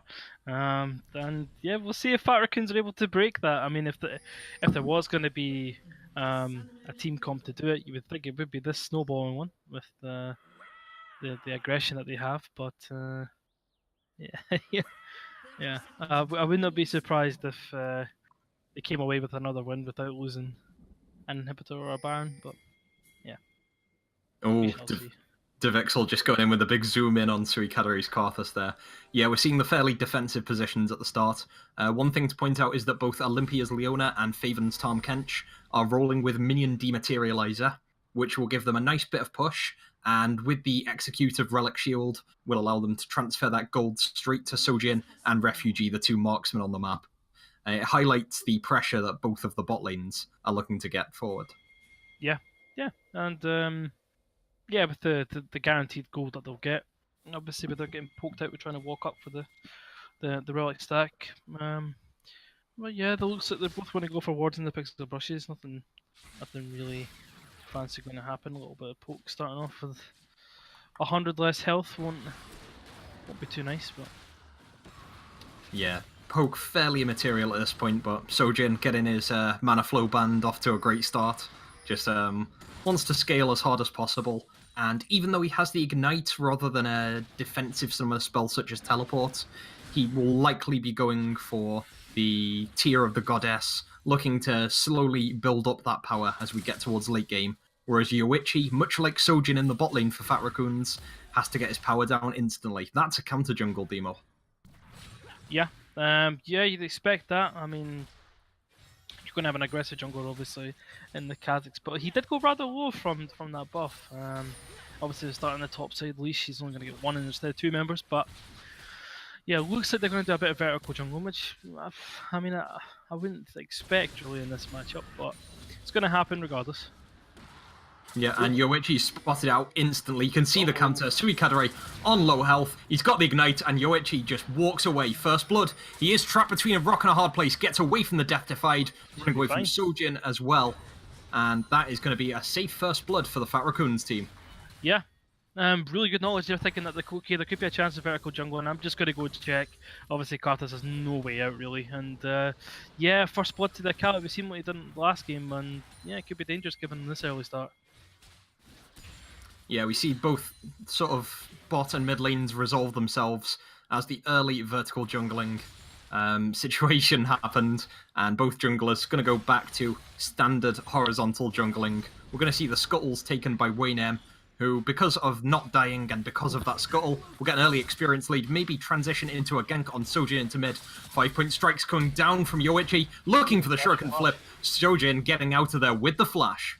Yeah, burns his flash. I mean, that'll obviously be dangerous because he will want to be always shoving in this lane, always pressuring the Akali. So we'll see how much in the next 5 minutes Wayne can punish that lane. But yeah, definitely positive signs. There's a bit of damage in the bot. Don't think he will die, but yeah, positive signs for Fat Raccoons early on. Yeah, nice heal force coming out for Fat Raccoons. IGNI really taking a beating at the moment, but not giving away too much to their credit, apart from the early kill on the Karthus jungle. Yeah, bit of damage in the top lane, but yeah, I'm surprised at how ballsy that invade was, considering Karthus is so weak early on. But yeah, seems to have just settled down a little bit now. Is looking to go top. Still level 3. No experience lead for the Kha'Zix so far, but yeah, we'll see if any. Oh, actually, looks like he's. Nope, just putting a ward in. Okay, I was gonna say maybe he'll go for another evade, might get punished again, but yeah.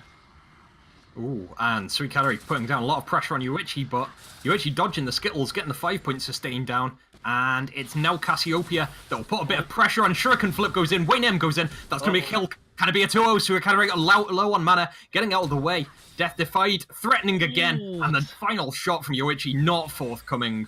1-0 though again to the Fat Raccoons. Yeah, they're just not expecting this Akali. That's just obviously the ability to roam just very, very quickly. And yeah, they're punished for it twice now. That's the Cassio losing her life for it as well. And yeah, that's definitely not what you want for this Karthus level 3 still, 5 minutes into the game. Just wants to scale for free, but not being allowed to as of yet. Yeah, the trading resumes, and we're at the point where the side objectives, the Herald and the Dragon, can't really be taken in response to a kill, so the solo kill's really getting a big lead down and not allowing for any gold trading. We've got a 500 gold lead on Yuichi, 700 gold lead on Wayne M in the jungle, so those differences really highlighting and going against a lot of the stats. We would expect IGNI to go straight out of the gate with a snowball, and the fact that they've drafted a fairly late-game composition and a bit of overconfidence means that they're now trailing Fat Raccoons by not an insignificant amount at this stage. Yeah. Yeah, you just see every lane really, really comfortable at the moment. Okay, mid lane, yeah, it's getting pressured down. Wants a Q, wants to trade with the Z, but yeah, top lane CS lead, bot lane CS lead. It's only really mid down by a few, which isn't too bad in that matchup. It's just that it's going really well for the early game. They'll be very, very happy with how this is going. Yeah, and Wayne M and Suikadari, they're just focusing all around mid and on the jungle camps surrounding mid. And it makes sense. Yoichi's really the power player Fat Raccoons want to sort of focus on, centralize their plays upon. And the bot lane and the top lane can sort of be left to their own devices with the mobility of both lanes, meaning that they can get away from most ganks. Yeah, exactly. All the focus is obviously, around mid. As we see, I'm just thinking Dark Seal level 4 Karthus. Wayne's already level 5, going to be pushing 6. It's farming more camps right now. It's going to be very, very scary for Suika there to really, walk up into the river. But yeah, we said this. We said this was going to be the matchup to look at, and yeah, very, very comfortable lane for PikeX so far. Not really being pressured by the Aatrox at all. Yeah, CS fairly even, and when I pointed out the comparison between the two, PikeX being the more solo player, it's a bit ironic because Aatrox's ult is the solo ult, PikeX's is the AoE. Oh. Here comes Suikadari, lands the slow, instant response with the flash to get away from the Aatrox. Yeah, there we go, that's the first any pressure. He's going to walk back though, taking a lot of damage. Yeah, we've got Wayne M coming up though. He might be the one to gank top shortly, but he's going to move into the Tribrush, make sure that Suikadari isn't there. This is not warded by Cream Soda. We're seeing a bit of damage on the bot side as Kha'Zix, instead of going for the top lane gank, looks to counter Suikadari's jungle, once again jumping over for the red buff. Yeah, I'm not too sure if they've... Okay, I think he's just seen him go up to there. It's not really focused on him there at the moment. Level 6 to level 4 at the moment though, is not going to get punished for it. It's just going to back, but yeah, if he found them there, the Karthus is going to be in big, big trouble, but yeah, it's good confidence signs that he does want to invade with his lead.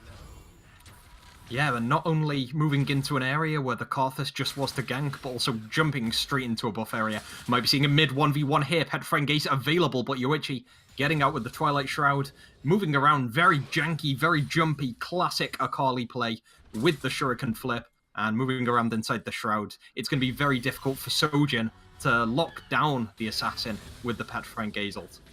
Yeah, he does have a CS lead. You know, it's stabilized. There hasn't obviously been any more plays coming out after the early start that they've had, and they'll probably be a little bit surprised at the start that they've had. A little bit shocked to the system, but you know, they're 8-0 for a reason. I'm sure it's not going to phase them for too long, and yeah, I presume they'll be making plays pretty soon, maybe around this Drake.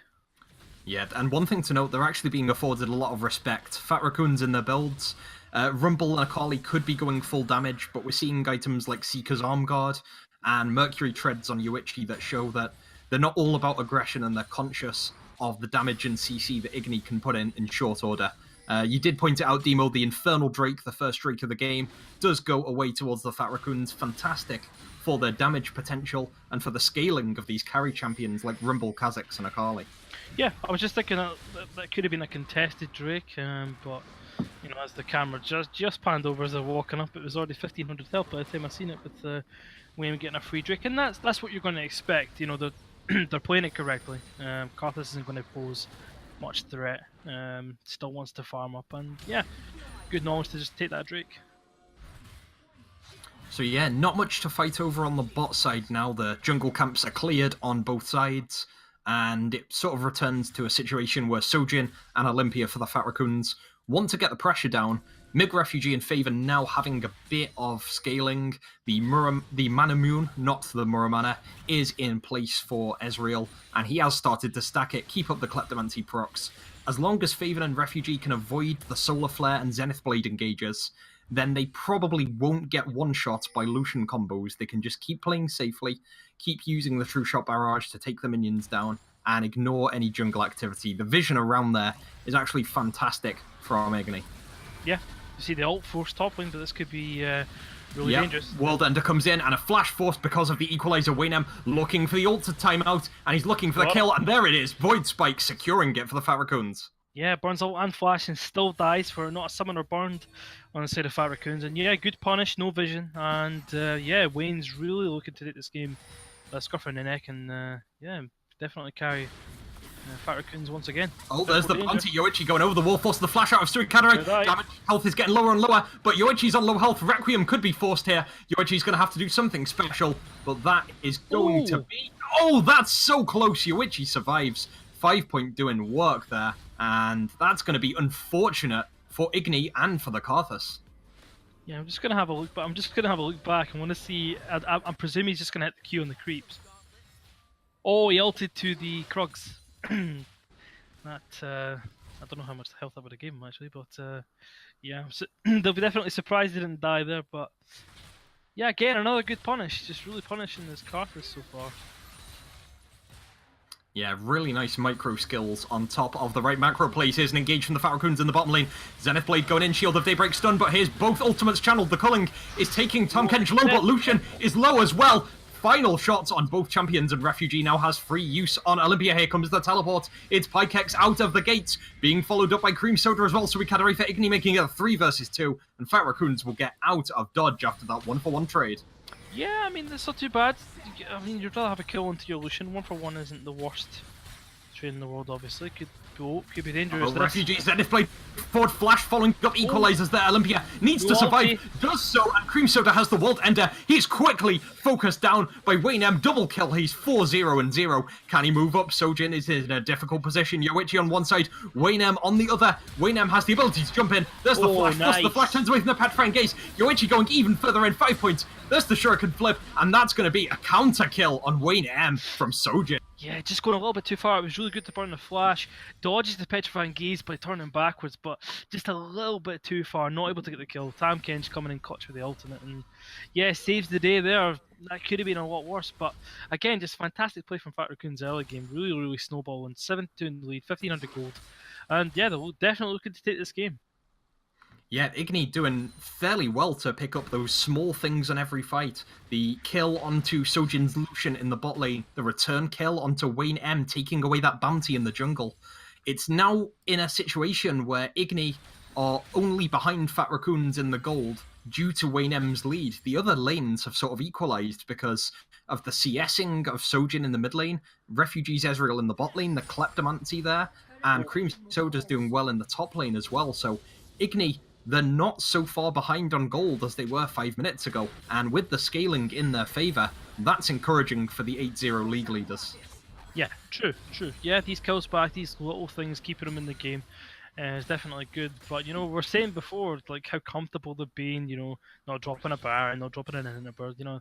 It's maybe a little bit of a wake-up call that the fact that a team is just punishing them for the mistakes, and maybe a little bit lack of respect towards the Fat Raccoons so far. But, yeah, this might just kick them into gear, slow it down, you know, go back to being... the plays we know IGNI do make. But again, another invade. Yeah, there he is, jumping straight onto Sui Kadare. Once the Void Spike misses it there, but once another auto attack does get it, Requiem is available, but it's not going to be procced by Sui Kadare. Yoichi trying to follow up, but it's just going to be a straight 1-0. Great invasion by Wayne. Yeah, it's just so easy for him. You know, you're thinking it's not terribly lackluster from the Karthus, but the fact that, you know, he just gets invaded for free, gets such a solo queue kill, and yeah, punished again, and we'll see. We'll just have to wait and see how much you know, it pays off later in the game. But for now, certainly great things coming out of Fat Raccoons.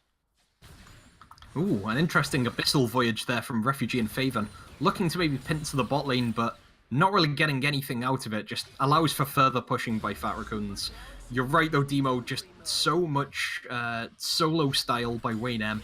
He's taken out his jungler due to a great matchup, and it's going to be a Rift Herald taken by Wayne M as well, just looking to get that first brick on the board after maybe not as many plates going down, just the one in mid lane, as Fat Raccoons would have liked.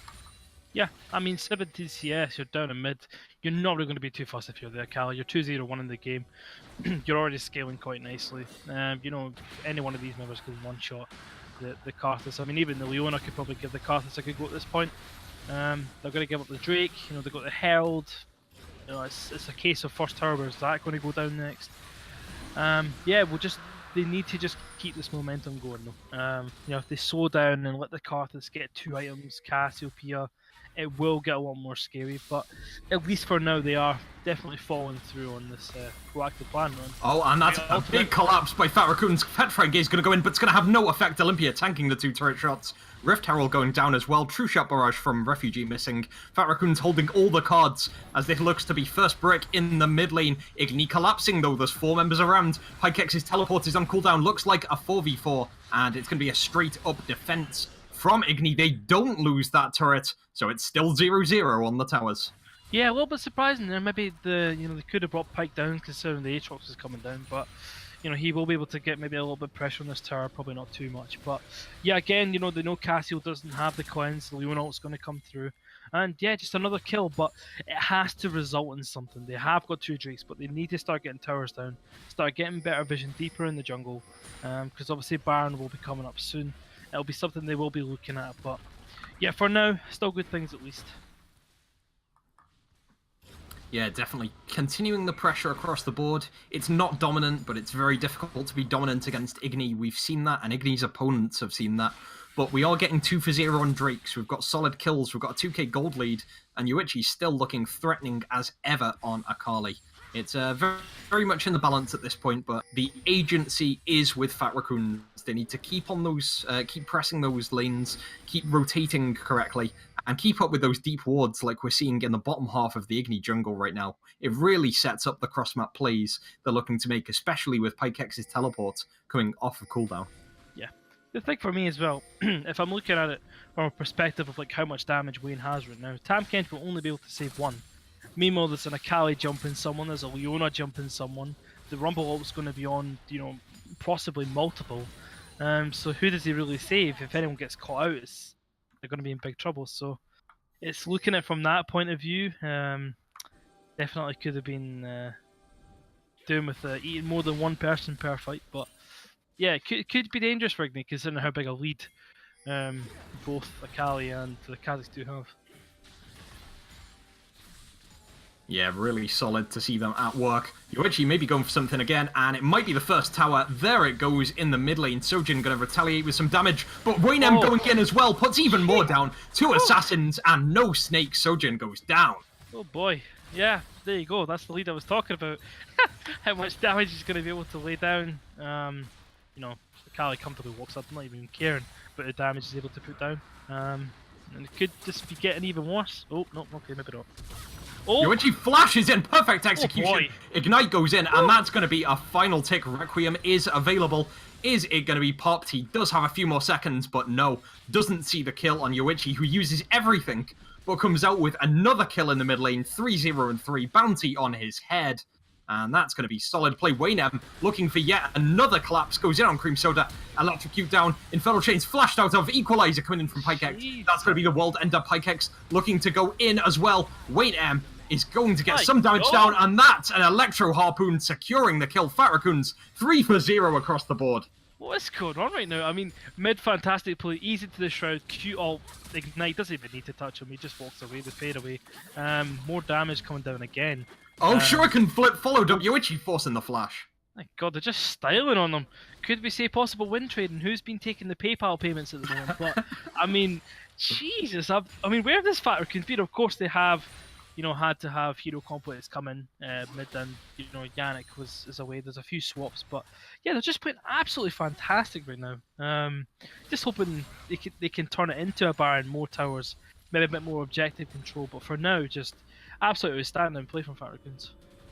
Yeah, they're building up the bounties. They're continuing lane-to-lane pressure. They've got the dives down, and while Sojin has the Petrifying Gaze available, doesn't have any massive mobility, and once Wayne M and Yoichi are in your face and not grounded, there's not much you can do to stop them 100-0ing you.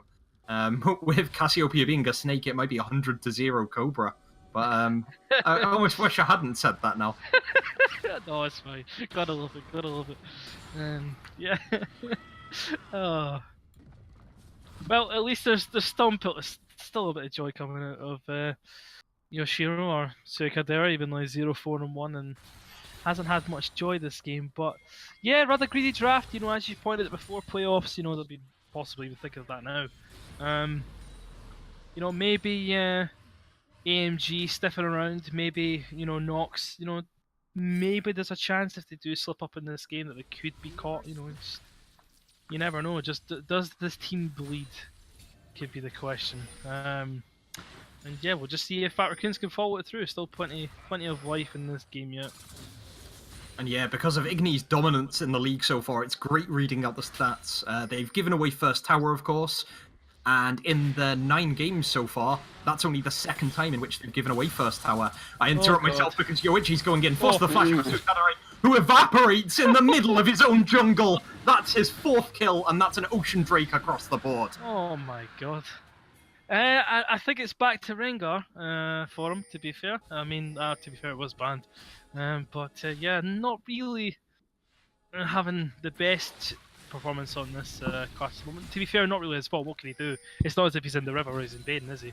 He's literally just in his own jungle, trying to farm up these camps, and yes, it's punished for leaving base, to be honest, at this point. Yeah, it is Rengar syndrome, and that could be Suikadare's next stop. Yoichi could be going further in, but using the Shroud very well to prevent the tower shots, putting so much pressure on his enemy mid laner, and it's translating to the other lanes. Pykex is pushing up, getting the CS lead, Sojin's staying in sort of an aggressive position, and he's able to rotate to mid. Here come 4 Fat Raccoons members, and they're just looking to beat down more towers and extend the gold lead, extend the dominance. True Shot Barrage comes in, but nothing like a full IGNI engage. They're just getting bodies in the firing line. Yeah, it's just the pressure that's able to put down, the fact that they're able to rotate there in the first place. In the Cassio matchup, you know, he has got obviously the Hex Trigger, the Merchant. He's going towards Banshee's Veil, very respectful towards the damage that's going to be coming out of Karthus and Cassiopeia, and you know it's paying off for him. You see it how dominant he is. He's just able to invade 1v2, and yeah, it's just the only thing we haven't really seen so far is just out the bot lane how quiet that's been. You know, lead for Mig Refugee on the Ezreal, and that's the really quietest part so far.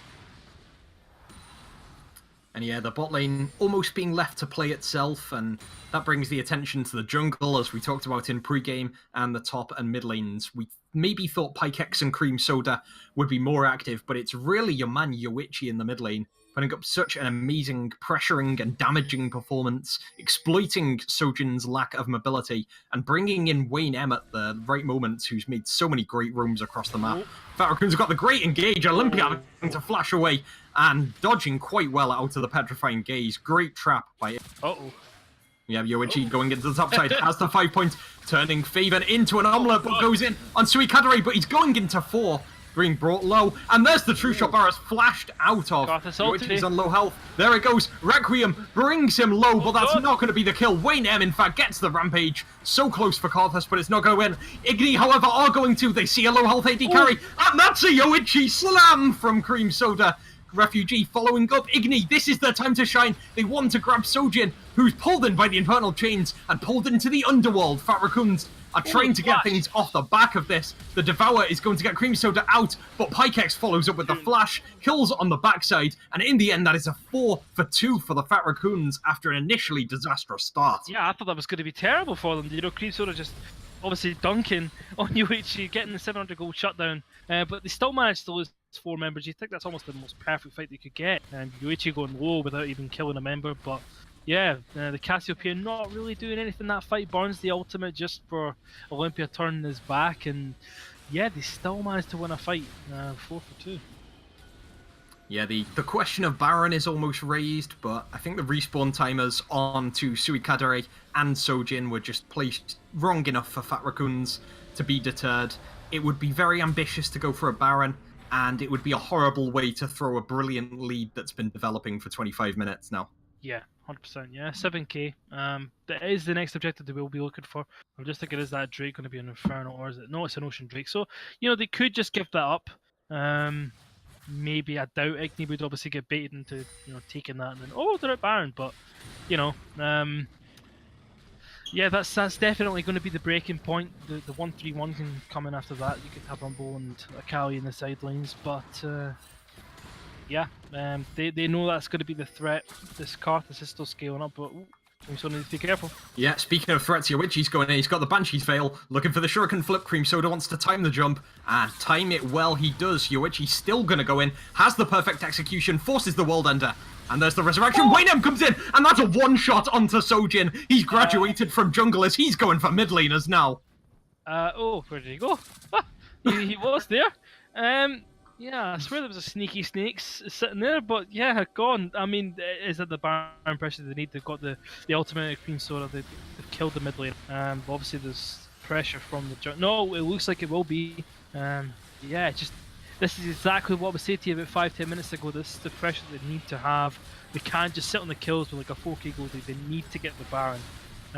And yeah, they've just been playing absolutely outstanding. And we'll see how well they can execute with this Baron. Oh, true shot barrage coming in. Ezreal looks for the steal. It's not going to happen.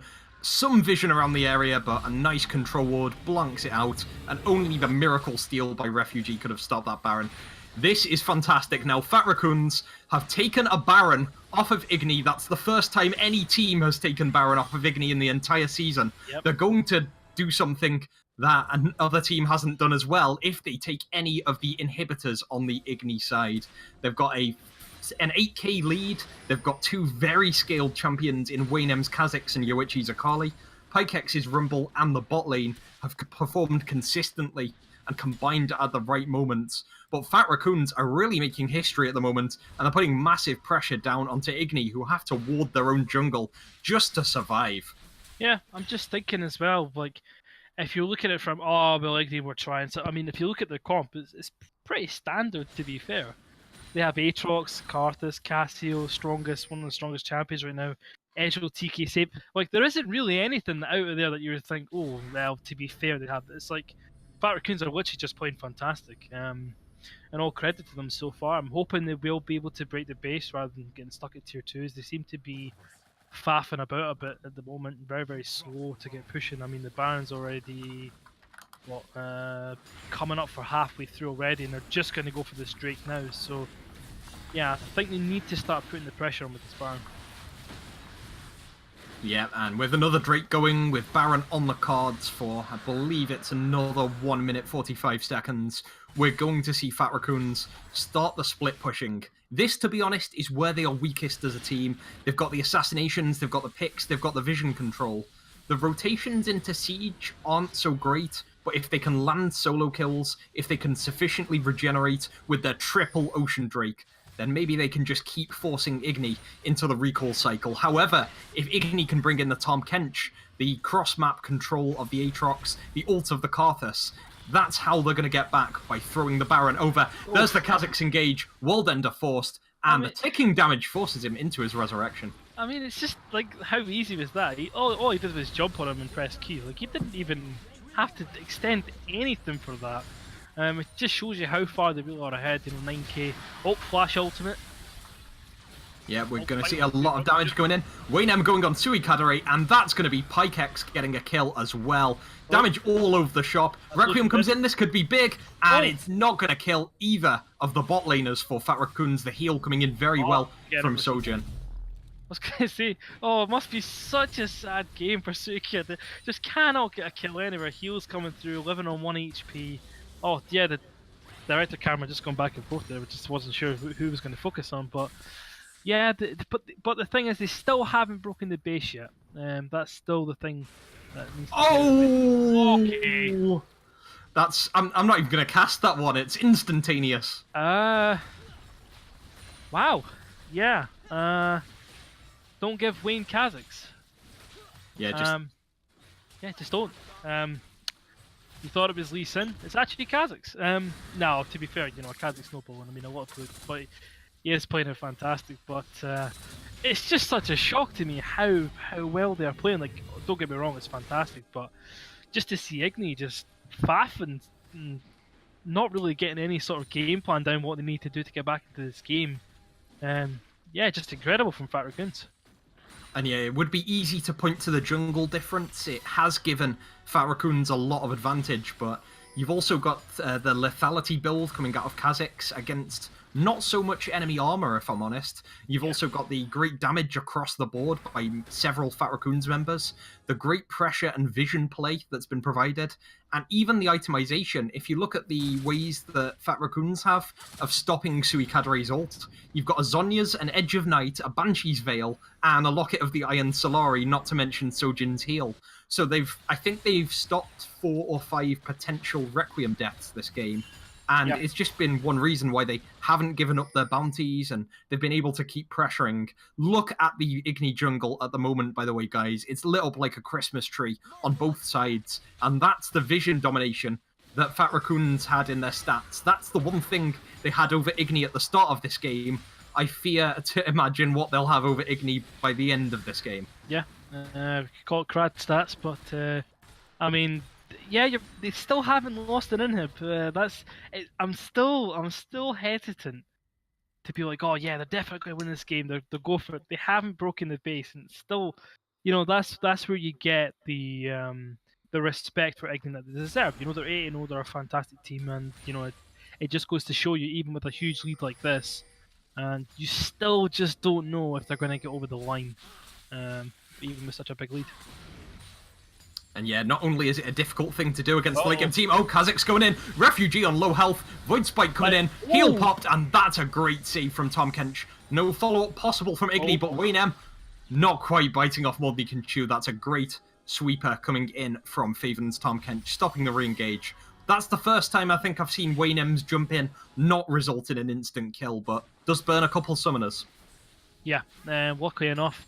Gets 2 summoners out of that, though. All he burns is his ultimate, which is going to be coming back up in about, maybe 15 seconds, 20 seconds. It's going so fast. Yeah, it'll be up in about 10 seconds. So, again, he doesn't really burn very much for having to burn TK's flash and Ezreal's heal. So, yeah, this is going to be very, very scary to try and face check this Baron with all the damage that they have. But we'll see if they go to rush it down or just bait it. But Karthus is recalled. Yep, and Wayne makes the decisive move. He started off the Baron. No Mountain Drakes on the table for Fat Raccoons, but they've got a lot of consistent damage.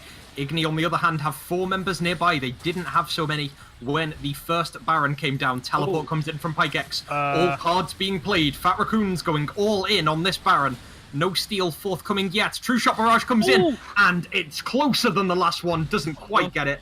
That's the second Baron for Fat Raccoons, and the second Baron that IGNI have conceded in this entire league.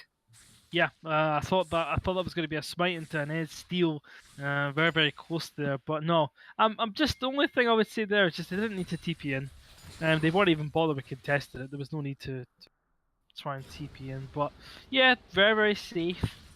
Going to go into this Drake now. What is it? I believe is it a Cloud? Okay, yeah, Cloud Drake. Four Drakes, 2 Barons. But they just still haven't broken this base. I'm waiting for them to break this base.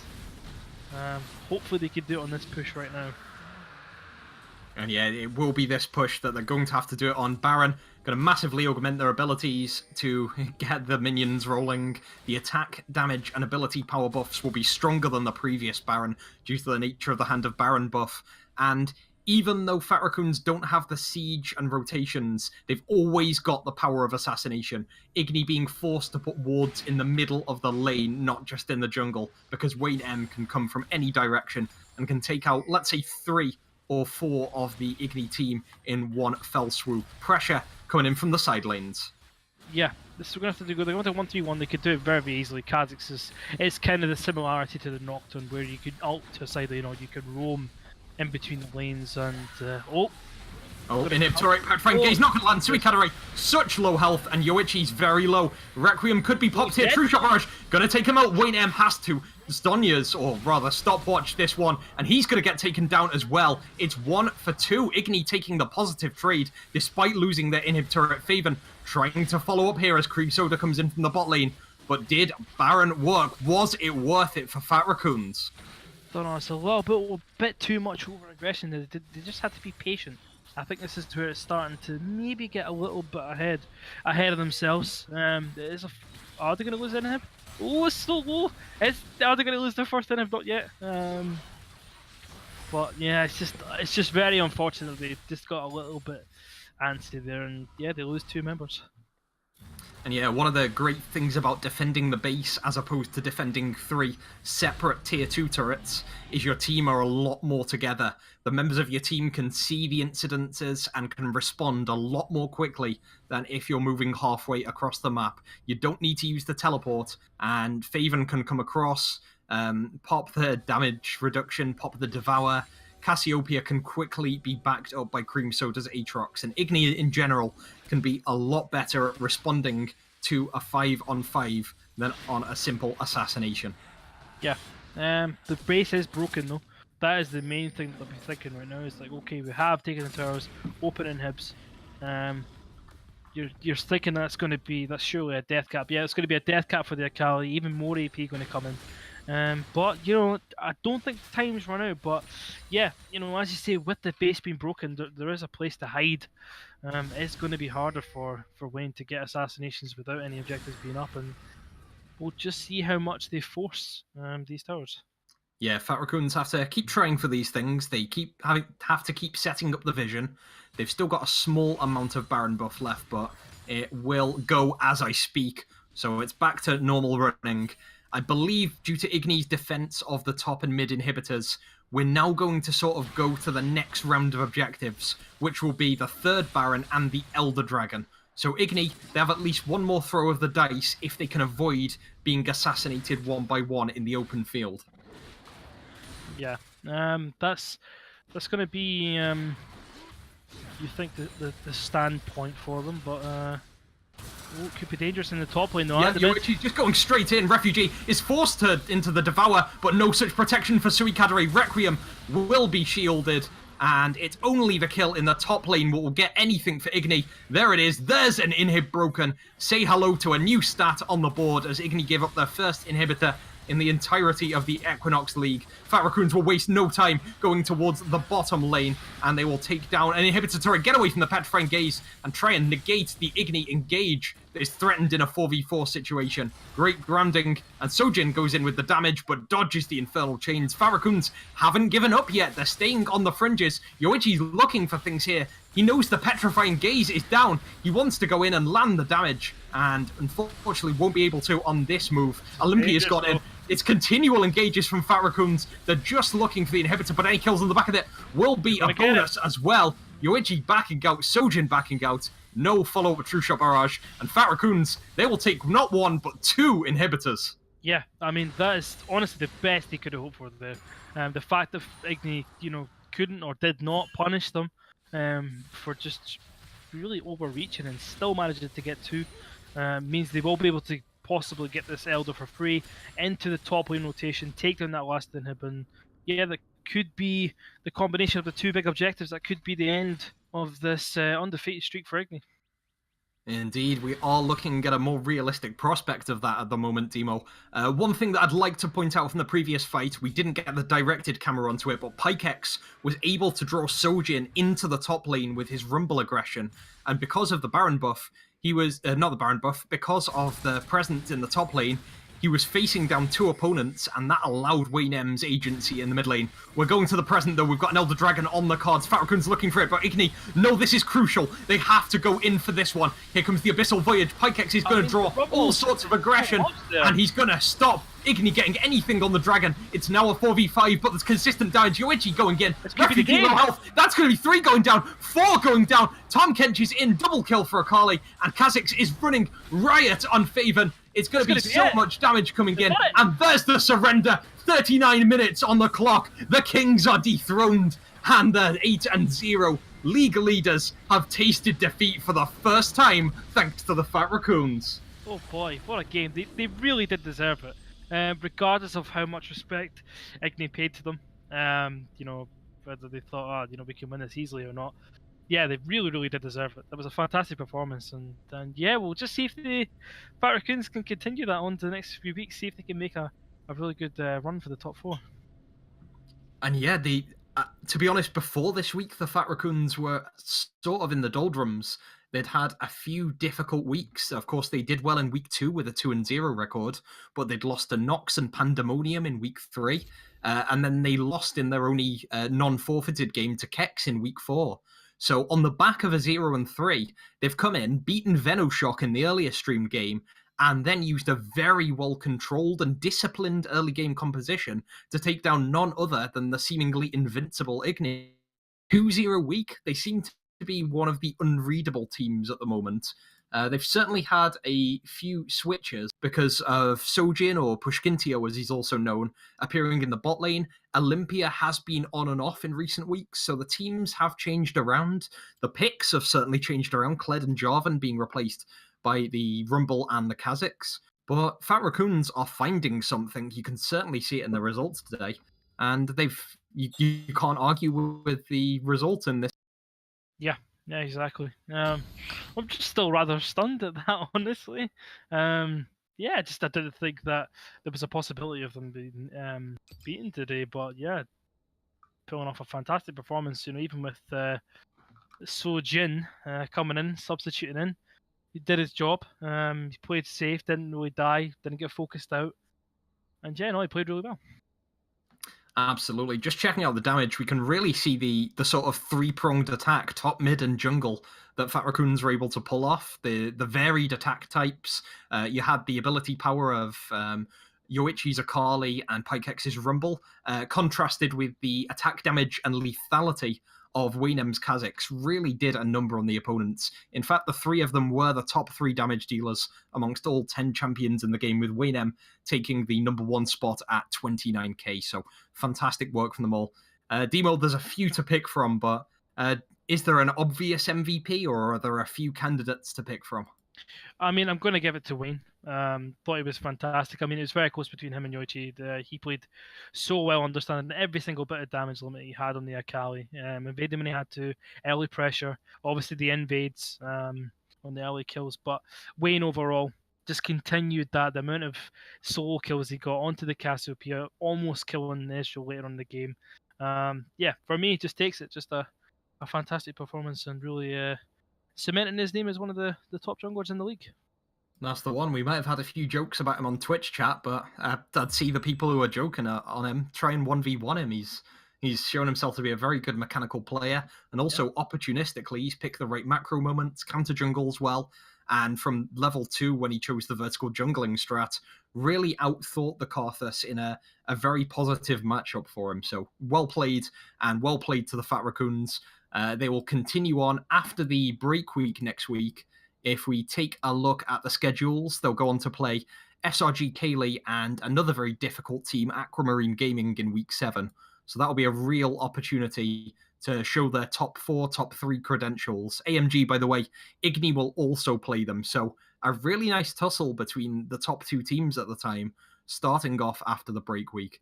Demo, it's been great to cast alongside you. Anyone who's liking Demo's casting and those guns on screen, you'll get to see them again in Game 3, because NOX versus Genesis Green will be taking place after a short break. And Demo, it's going to be yourself and Byron taking on that challenge. Yeah, well, indeed. Yeah, so it's from me, Cradden, it's going to be goodbye. And to anyone watching, thank you for watching. Congrats to Fat Raccoons. Commiserations to IGNI. And I leave you in the safe hands of Demo and Byron Villa after this short break.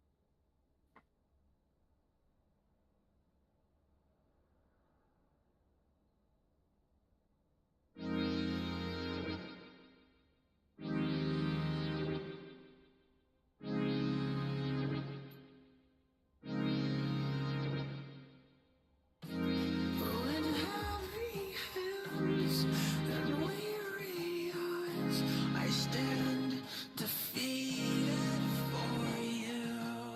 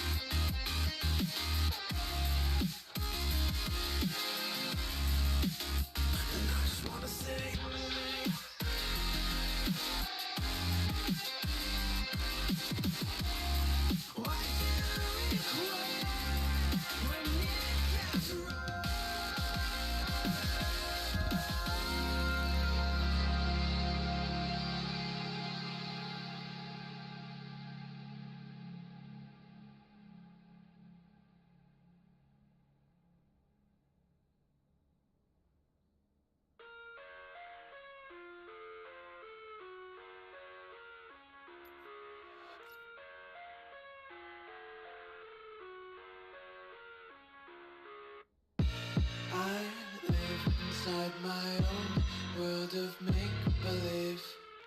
Kids screaming in the cradles, profanities. I see the world through ice covered in ink and bleach. Cross out the ones who heard my cries and watched me weep. I love everything. Fire spreading all around my room. My world's so bright, it's hard to breathe, but that's alright. Hush.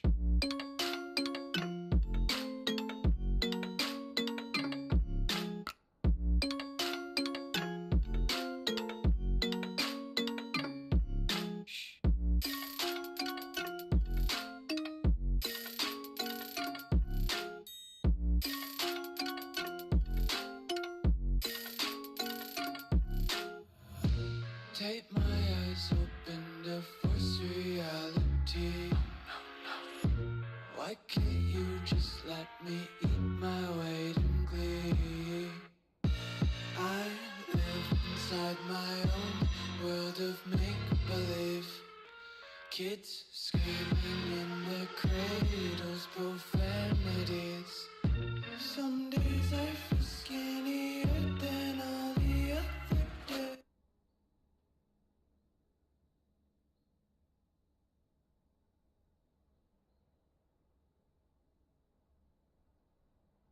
Hello guys and welcome back to the Equinox League. We just watched one of the biggest upsets with Fat Raccoons taking down IGNI, and now we have another match in store before we head off.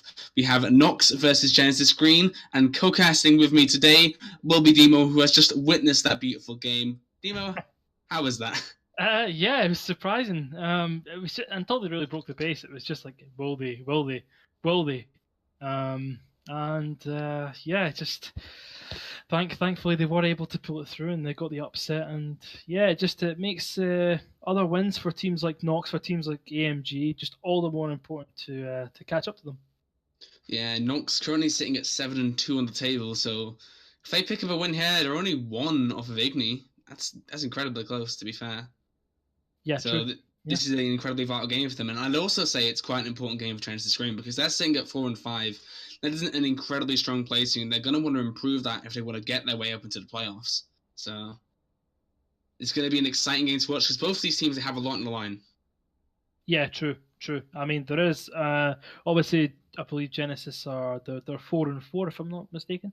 You know, and with Fat Raccoons winning, obviously, you know, it's just all these wins do become so important even at this stage in the league. And yeah, I mean, I believe they are without their jungler today. I believe Kenobi isn't there, so you know that's a little bit of a detriment to them, losing such a good jungler, especially for their team.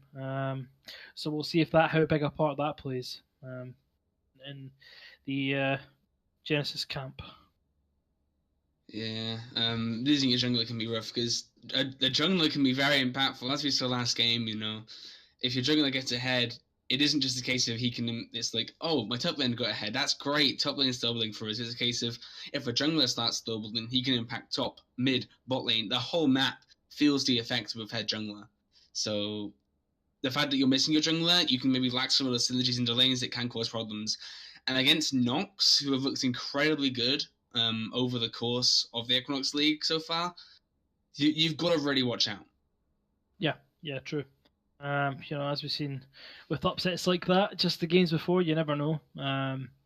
If you're 6-2, 4-4, 3-5, you know, you just never know what could really happen. And yeah, I mean, you never know. Genesis could come up with a win even without the jungler. You know, we've just seen Fat Raccoons win without their actual starting AD carry. So who knows? Who knows? Yeah, I mean, NOX. I hadn't actually looked at their roster before this match, but they actually have a few names I really do remember. Ferrum, previously a really good top laner, he's gone to support now. MHJ is a great mid laner, received very good in the jungle. There's a lot of these names that really stick out to me where I'm expecting them to really perform. Whereas I look on the Genesis Green side, before like this tournament, I don't think I've really heard of anyone bar maybe Niralax. So yeah, And like I said, looking at players like MHJ receive to really perform, because I'm kind of used to them being very good. MHJ, in my memory, I remember his Vladimir being very good. I don't know if that's a particular staple pick for him, but I remember him having a really good version of that, so he might be busting that one out this match.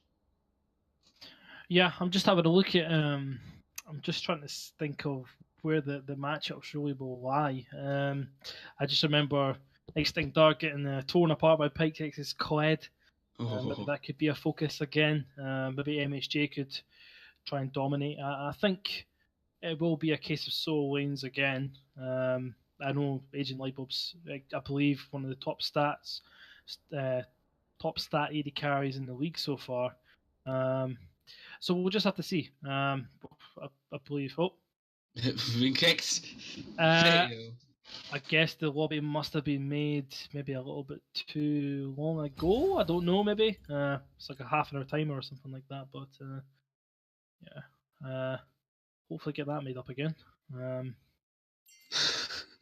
yeah, So, lots of names that I remember from different teams put together. So it will be interesting to see. yeah, I am looking forward to the match though, because when you look at the start of this league, there are big names. IGNI, Venoshock, could say Fat Raccoons is a big name. Even Team Abandoned, if you look at the previous Cascades Versus tournament, those were all the big names that people were looking at. And I feel like a team, especially a team like NOX, who whilst they had a few recognizable names, they were kind of looked over by a lot of people, myself included. But they have really shown up, and I'm really surprised and happy for them, because 7-2, that's not a record to just, crack a neck at. That's a real good record you got there.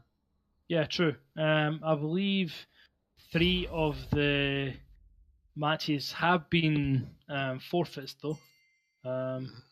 So yeah, a little bit kind in terms of that, I guess. But no, it should be still a good set of a good confidence boost at the fact that they do have this record. Yeah, man, you look at Genesis Green, I'm just going to quickly scan through their match history to see how many wins were forfeits. There's one right there. I can't imagine many of their wins weren't due to forfeits, so like I said, it's an incredibly important match for them to prove themselves, because I don't think many teams really respect them right now, compared to the likes of, you look at the top of the table, IGNI, Akamari, Nox, Abandoned, Fat Raccoons, Kex, Venoshock, all of those teams, and it's just a lot of the other teams below them who have now kind of suffered to the point where they're starting to forfeit up their matches due to missing players or just not being around. And so you don't want to really be sitting on that bottom half of the table right now when you know there's so many teams that are falling to the forfeits. For Genesis Green, their confidence is going to be starting to wane, I imagine, right now. So you want to see them really get a big win here, boost themselves back up. And a win here leaves them only, 2 wins away from the top 4. So it's exactly what they want to see. Yeah, exactly. And that's why, obviously, with the loss, in the last game for IGNI, this game becomes all the more important. You win this game, you're one game behind. You're potentially going into a rematch. You could be level with them. So it's little things like that make it important. I hope we're able to get lobbies or the V lobby created soon. Okay, there we go. Oh no, something went wrong. Okay, got to probably relog. But yeah, after relogging can get the lobby made up again and get back into it. But are you expecting anything special from any lanes, any spicy picks? I've seen MHJ asking me specifically what champion I'm playing. I feel like giving him Katarina and see what he can do. But anything you're looking out for? Well, in terms of looking out for picks, like I said, I like the sound of MHJ's Vladimir. Because that's the one that's sticking in my mind. I remember him playing Vladimir and popping off. He's not getting that champion. Are you mad? Not a chance. Not a chance he's getting that champion. I believe he's on something like 50, 60 games already on this season. Jesus. I believe he's on. Oh, he's on 64 games. So yeah, a bit of one trickery right now. Up in Diamond 3, but yeah, I doubt he'll ever get that champion. He just knows the workings in and out of it. But yeah, I'm expecting still a very, very solid draft coming out from both teams. I doubt anything spicy will be coming out just yet. I wonder if either of them have been watching, the likes of LCK, LCS, following that. But I seen Aurelion Soul the other day. I was Hey, very happy. God. Also, fun facts about the custom games. We had a bug like this we were doing VL in-houses, I believe a week ago. And we had a few problems creating custom games and they kind of got bugged. So this might be the same kind of issue. Because I'm currently unable to accept the invite. I've got a big something went wrong, please try again at the moment. Yeah, you have to relog. Oh, do you? Oh. How does someone knows where my profile picture's from? I want to know who that person is. I want to know who that is. Who is 710 Savior? Who is that? I want to know who that is. Someone's been the same. Nobody else should know where that's from. Terrible club. Yeah. Yeah, you just need to relog. It's that bug every time you get kicked out of a lobby after half an hour or something like that. Doesn't let you back in. But oops, spectate. Okay, yep, oops. Yeah, my bad. Yep, oops.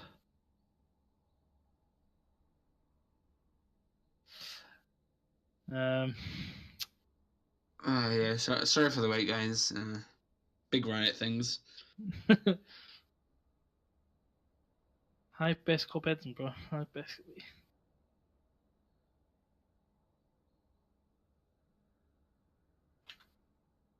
That's so surprising. People know about Hive. Oh, I wish Europeans. I wish more people of the Equinox community knew about Hive. Oh boy, what a place it is. I'm sure it's great. Oof, I don't know about that. I studied in Edinburgh. What's your name? What's your league name? I want to know. What a shame. Studied in Edinburgh, got taken to Hive. Oh boy. Sorry for the tapping. You log back in yet? Yeah, I'm just getting in now. The client likes to be very, very slow for me. Oh god. So, Yeah. gotta wait it out. Oh, I think I'm in. I'm not too sure. I mean, the lobby hasn't popped up for me yet, but I think... There we go. I think, yeah. I did it. I accomplished the impossible. Made it back into the lobby, so... Yep. Hopefully we can start now. I hope so. Yeah, I hope so too. Yep, we're all ready. Yep, ready to go, ready to cast, ready to get into it. I expect. Let's predict some bands. I respect. So it's going to be Vladimir. It's going to be Camille, and Lucian. But you're in the draft. No, that's my predicted Ah, I see. bands. Yeah. That's my predicted bands. I'm not ahead of you. Don't worry. Just said Panicked a little bit there. Oh no, hanging behind. Yeah, I'd be surprised to see him HJM as Vladimir. Like, he's so good on it. So I wouldn't be surprised to see that one get took away. Oh, 100%. I just hope my bands are correct. Yep, Zinzo ban. Both of the junglers leaving the sub-empty clouds. I love that name, by the way. Yep, there's one. Okay, 1 out of 3 so far. Ooh, gotta be right. So yeah, Zinja ban against jungler. I think that's a smart play. Just pinching the jungle pool of the sub jungler. They're already going to be at their place. If you can pinch them that little bit further, it's going to cause a lot of uncomfortability within the team, and it's very much going to be a weak point. I'm expecting that NOX are going to try and exploit.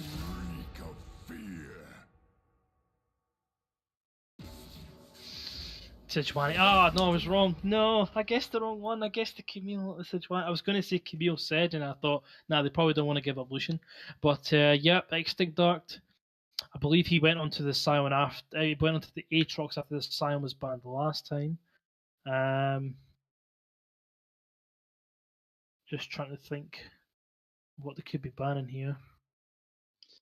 Yeah, I like the Sion ban to force him into the Aatrox. If you think you can outplay him, yeah, got to. I mean, at this point, if you feel you can outplay that top lane, getting rid of picks like Sion and Urgot, they're very, very useful because you can force them onto either a more carry pick or onto more of an uncomfortable tank, and you can look to abuse both of those. Yeah, true. Yeah, I'm just thinking of what's going to be the first pick priority as we see, pretty standard bands coming out. I'm gutted I didn't get all three, but got 2 out of 3. It might just be the Akali, but okay. It's going to be the Jarvan. So Camille left open. Things like Camille Galio. I was going to say Zyrakan, but I'm just trying to think what you would kind of pick as a duo. You obviously don't want an AD with the mobility. It just sets up for bad things to happen. Well, And you're against Draven. I'd like to see something like an Alistair pick come out here, honestly. I'd quite like that. You can bonk away the Draven when he tries to go in. If you do end up getting trapped, well, guess what? You're a big, hunky, purple Minotaur who can press a Q and then a Draven gets boy. locked up. Oh, Oh, flashbacks to last game, though. That Kha'Zix coming in is an incredibly potent pick. Not the purple cow, but going to be the purple bug that definitely dominated IGNI last game. And yeah, okay, we're going to get both of them. Okay, they must have heard you. Must have heard your leaks coming out from Byron, telling them what to pick. But yeah, 2 very strong picks. Very, I was going to say very nullifying, but yeah, I mean, there's not much you can really take into Alistair to abuse. I don't really think. I mean, I believe the chat is going to be telling the MHJ what to pick, which I'm surprised there isn't a draft already pre-made. It's going to be the Thresh. Farm's obviously very comfortable on it. Probably is his best support. And we'll see what's going to come out. What mid laner would you like to see? What would you think? I like the Orianna hover right here because you have a Draven and a Thresh. Those are 2 great ball deliverers. You can send that right in there and possibly catch out the back line. But he ducks into Vayne. I mean, I didn't know Lightbulb's going to be enjoying that one. Vayne, a very, very potent pick on the current patch due to the changes to her ultimate. And so people very much enjoying that pick on the bot side. And alongside a Fresh, the amount of CC you can stack with the Condemn, with a big Flay, a Hook, you can very easily get those free hit passives off with the Vayne, and this is going to chunk any ADC's health bar. Yeah, true. Yeah, true. I'm just thinking this could be the potential flex of the Vayne as well. That's something. But Yeah. very, very, very scary draft so far. I'm just thinking, the Kaiser Kha'Zix Alistair. It's very, very, very, very scary. I'm going to just think of what they're going to ban. Maybe take away potential mid laners. Okay, the Jace going to get taken away. That's from. I was going to say enemies B, Mitre, Seki, Seshi. I don't even know what to say. In the top lane. I quite like the kind of composition that Genesis Green have tried for themselves, because the Kaiser can very easily dip into a fight, and you can wait for a few cooldowns to be burnt to zoom right in there and take all the burst you can down. And the Alistair pick, like I said, incredibly useful. And the Kha'Zix, very aggressive jungler, can use that very nicely against the Draven.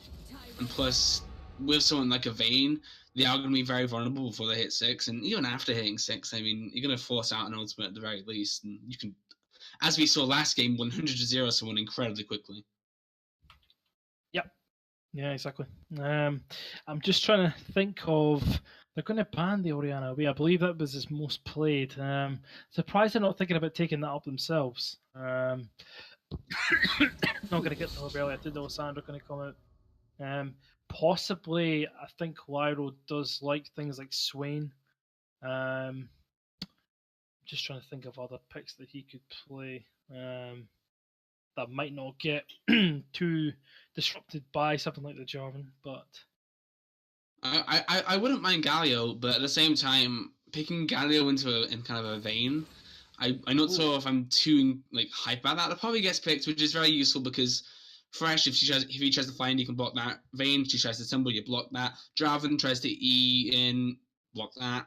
There's a lot of ways to probably kind of disrupt the fight. Oh, I would love to see it. That's because I put it in the chat. It's my favorite champion, and I've seen BDD play it. Ooh. I would love nothing more than this to get picked. Oh no, he's not gonna. Ah, god damn it!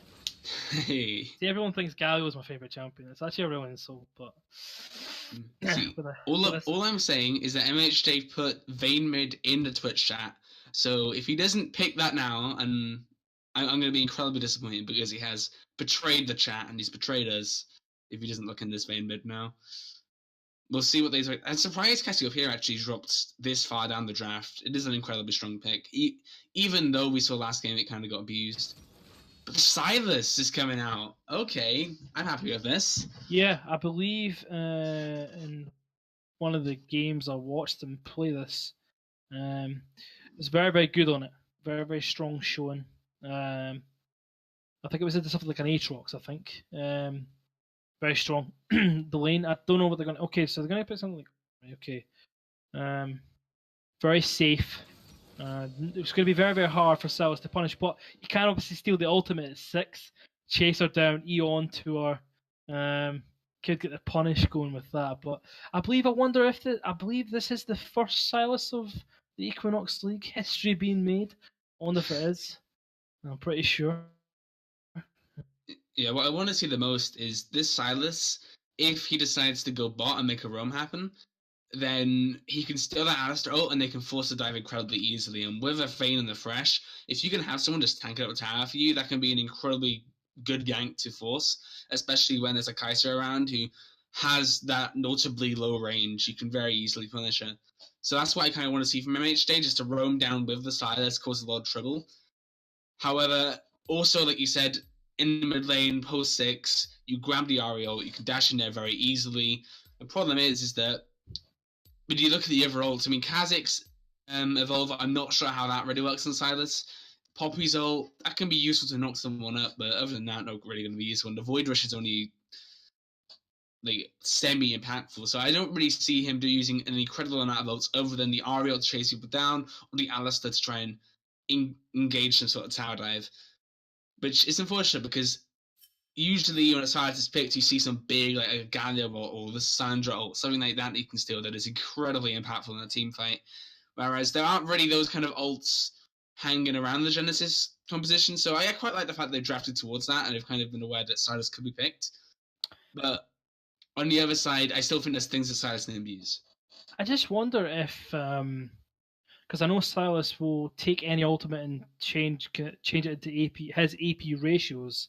Yeah. But I wasn't sure if he would get the resistances along with it. So say he steals the Alistair, right, and is able to break the first form of CC. I don't know if he would get the resistances along with it, or would it just be I don't know how it works. From what I saw in the champion spotlight, because they did talk about the Astro, I believe he just gets that inherent tankiness that Alistair gets. Half the damage comes in, but he doesn't get as much damage coming out. So it's very useful when you want to like engage a fight and just be really obnoxious, but you wouldn't really want to use it when you want to be outputting the damage and you want to be the person who needs to carry the fight. Then again, damage isn't really something that the side of Nox going to have to worry about. You have a Kennen, you have a Jarvan, you have a Vayne. That's so much damage in your team. And even if the Jarvan ends up building full tank, it isn't too much of a problem because there's just so much damage in the composition that players like Niralex and Lyro are really going to have to watch out because they can get shredded if they're not careful. Yeah, exactly. Yeah, that's the thing. It doesn't have to put out the most amount of damage. With the Ken, it's just such a scary comp that they are running. Obviously, any early game lead that they are able to get, but it could be the same thing, similar to the the Kha'Zix Karthus matchup, where if the lanes are shoving for Genesis, and the Kha'Zix is able to invade the Jarvan early on, doesn't have too much damage. It could be quite scary again if he's able to get an early lead and Jarvan isn't able to, contest things at Scuttle Crabs and have river control. So there will be that to worry about if they do happen to fall behind. Yeah, you see, the big difference there though is that top lane matchup. That's an incredibly hard fishing matchup for Seki and the Kennen. He's gonna be able to very easily punish the Poppy here because Kennen, like Poppy into a ranged champion is already a big struggle, but with Kennen, who can output like mixed damage, it's incredibly hard to itemize against as a tank. I see Kennen really taking hold of that matchup. So if Empty Cards is going to want to invade, it's going to need to be on that bot side, get the Ari pushing, get the Kaiser pressing Q on the wave, and then use that to try and go into Silas's bot side and see what you can really do there. The problem is, like I said, if the top lane is inaccessible, it can be kind of easily read if you're going to go down to that bot side jungle, and it's very easy to punish once you know that's happening. Yeah, true. I feel like if you're coming out of draft to this, these particular two teams, that you're going to be Nox favoured. I feel. I feel like they have got easier comp to execute things like Kennen, things like Jarvan, compared to the Kha'Zix Poppy. But a lot of damage on both teams, and I'm definitely hoping for an explosive game. Oh yeah, I mean, with the team compositions that we have, I mean, especially from Nox, you're expecting an explosive game to happen. There's so much engage and damage from both sides that Yeah. it's going to be bound to explode. Whether it's at the 5-minute mark, 10-minute mark, 20-minute mark, there's going to be one big fight where a lot of members just get 100-0'd like instantly. Yeah, true. Yeah. I'm just thinking. I'm thinking of visualizing certain amount of time, 20 minutes in these two team fights. What perfect team fight you want to happen? And I feel like if you are Nox, it's a bit more clear cut on how you want to fight. You could get a potential Kennen flank or a flash ultimate with the Jarvan. Maybe the Silas steals. Maybe even the Poppy will disengage a couple of members, then you take a fight. Something like that could happen. Whereas if it's more pick, I feel like Poppy slams someone into a wall, maybe Kha'Zix gets a flank on, Ahri charm, Alistair engage. I feel like it's a little bit harder for Genesis to pull something off. But yeah, time will tell throughout this game. See who has the better execution, and we'll take this game. Yeah, you're certainly looking at the flanks, and the big difference here is me looking at both the top and the support for Genesis. Poppy and Alistair are two of the best healers in the game. So when you see the Arctic Ops Kennen coming in on the backside, trying to flank with the Slicing Maelstrom, you want to see Poppy knocking him away, seeing Alistair get the headbutt away from him, CCing him up so he can't get that damage off. Those are the key things to Genesis. If they can get the right wards around, make sure that Seki can't get the flanks off that he really needs to, then that's how they're going to win the fight. It isn't going to be through a front-to-back kind of 5v5 who just outplays. It's going to be about, can they cover the flanks well enough with their tanks? Yeah, you're right. There is great disengage potential, which could cause a lot of problems for Nox throughout the game, and it will just let you come down to execution. Even maybe if the Poppy can potentially predict a flash from the Kennen, that would be something special to see. Because I feel like that is the obvious way to get in. Considering when you have the mobility of Ahri, Kha'Zix can jump away, the end of this engage can come through. So yeah, we'll see. I'm liking these two just sitting in the bush here. I think they were spotted, looking at a warning ping coming out. But yeah, I like this idea, because usually a lot of players like to put a ward in that specific bush at 1 minute 20, and you could possibly look to punish that as the Kennen Sightless duo. It's just a case of, can they do it in time? On the bot side though, looking like it's going to be a bot side start for the jungler of Received and Jarvan. He's going to be looking to go through top side, possibly get the scuttle there, see if he can get a good gank off for Seki and really set that top lane in motion, make sure that Kennen has priority. Whereas on the other side, you see Empty Cloud setting up on the top side, and like I was talking about, he can very easily, because he knows the top lane is likely going to be going to even to losing, he doesn't need to pressure there, so he can get that camp, go down, kind of message, like letting Instinct know, okay, you don't need to go aggressive, just head out lane calm. I'm sure he knows that as the Poppy. And then he can just go down bot side, get that clear, and possibly look for a bot lane gank. And Alistair is fantastic for setting up those big ganks. Yeah, true. Yeah, it's definitely a very, very poised game. Definitely looking forward to it. We'll see how much. I feel like top and mid will be a case of how much the Ahri can pressure the Silas out early. How much will the Kennen be able to poke out the level 2? Oh, actually, a big fight. Oh! Yeah, Empty Cloud's going incredibly low here. He is the Kha'Zix that has the burst damage, but it's not going to be enough. Oh, uses the smite to get a bit of health back, but flashes and gets out alive. I maybe slightly behind there, that's my bad. But he gets out alive there, but that wasn't why I was expecting him to just go straight for the Scuttle Crab, and he's going to suffer for it. Great play by Receives to really punish him on that one. Oh god, yep. It's very strange. I'm thinking how he managed to get in that situation in the first place. The Jarvan didn't even have to EQ flash, he literally just EQ'd in. Unfortunately not able to pick up the kill. Silas level 1 instead of level 2 flashes in. Then yeah, bot lane hit level 2 first, Threshes after burning his flash, so yeah, a little bit disrespectful, a little bit misplaying across the board. What Could be a gank coming in here. It's looking likely received coming in now. Great charm happening, but it's not going to be enough. Gets EQ'd on. That's going to be the first blood for MHJ. Top lane actually going fairly even. I wasn't expecting that. Extinct's doing a good job at pressuring him off. Oh, good hook and bot. Yeah, action everywhere at the moment. Half health members all across the place. But yeah, I wasn't. I mean, if you're gonna flash there, you definitely have to flash the EQ. It's going to be very, very troublesome for the Ari to get back into this lane. Still has flash though, so even if it was to get repeat ganked, he does have it. But yeah, you'd expect this where the poke of Ken is really going to hurt into this tower. Yeah, and you see the problem. Like, probably can get the little shield from CSing, which is very nice. But the problem is you can't really do much against the Kennen unless you go all in. And the problem is that with a Poppy, you can't really go all in this early, especially when you're that low. So she's just going to have to sit there and take as much poke as she can.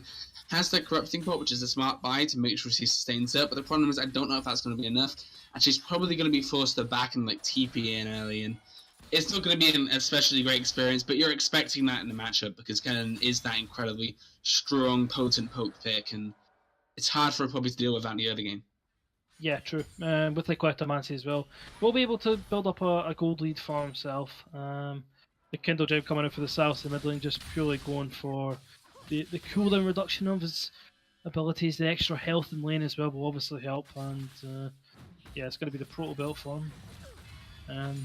We just see how a lot of damage coming out. Yeah, that is a bit of a yikes, and yes, a little bit of a slight lack of gold. Oh, great hook landing from Ferrum. He's going to flay them both backwards. Neuronex going to half health, but that's going to be the end of it.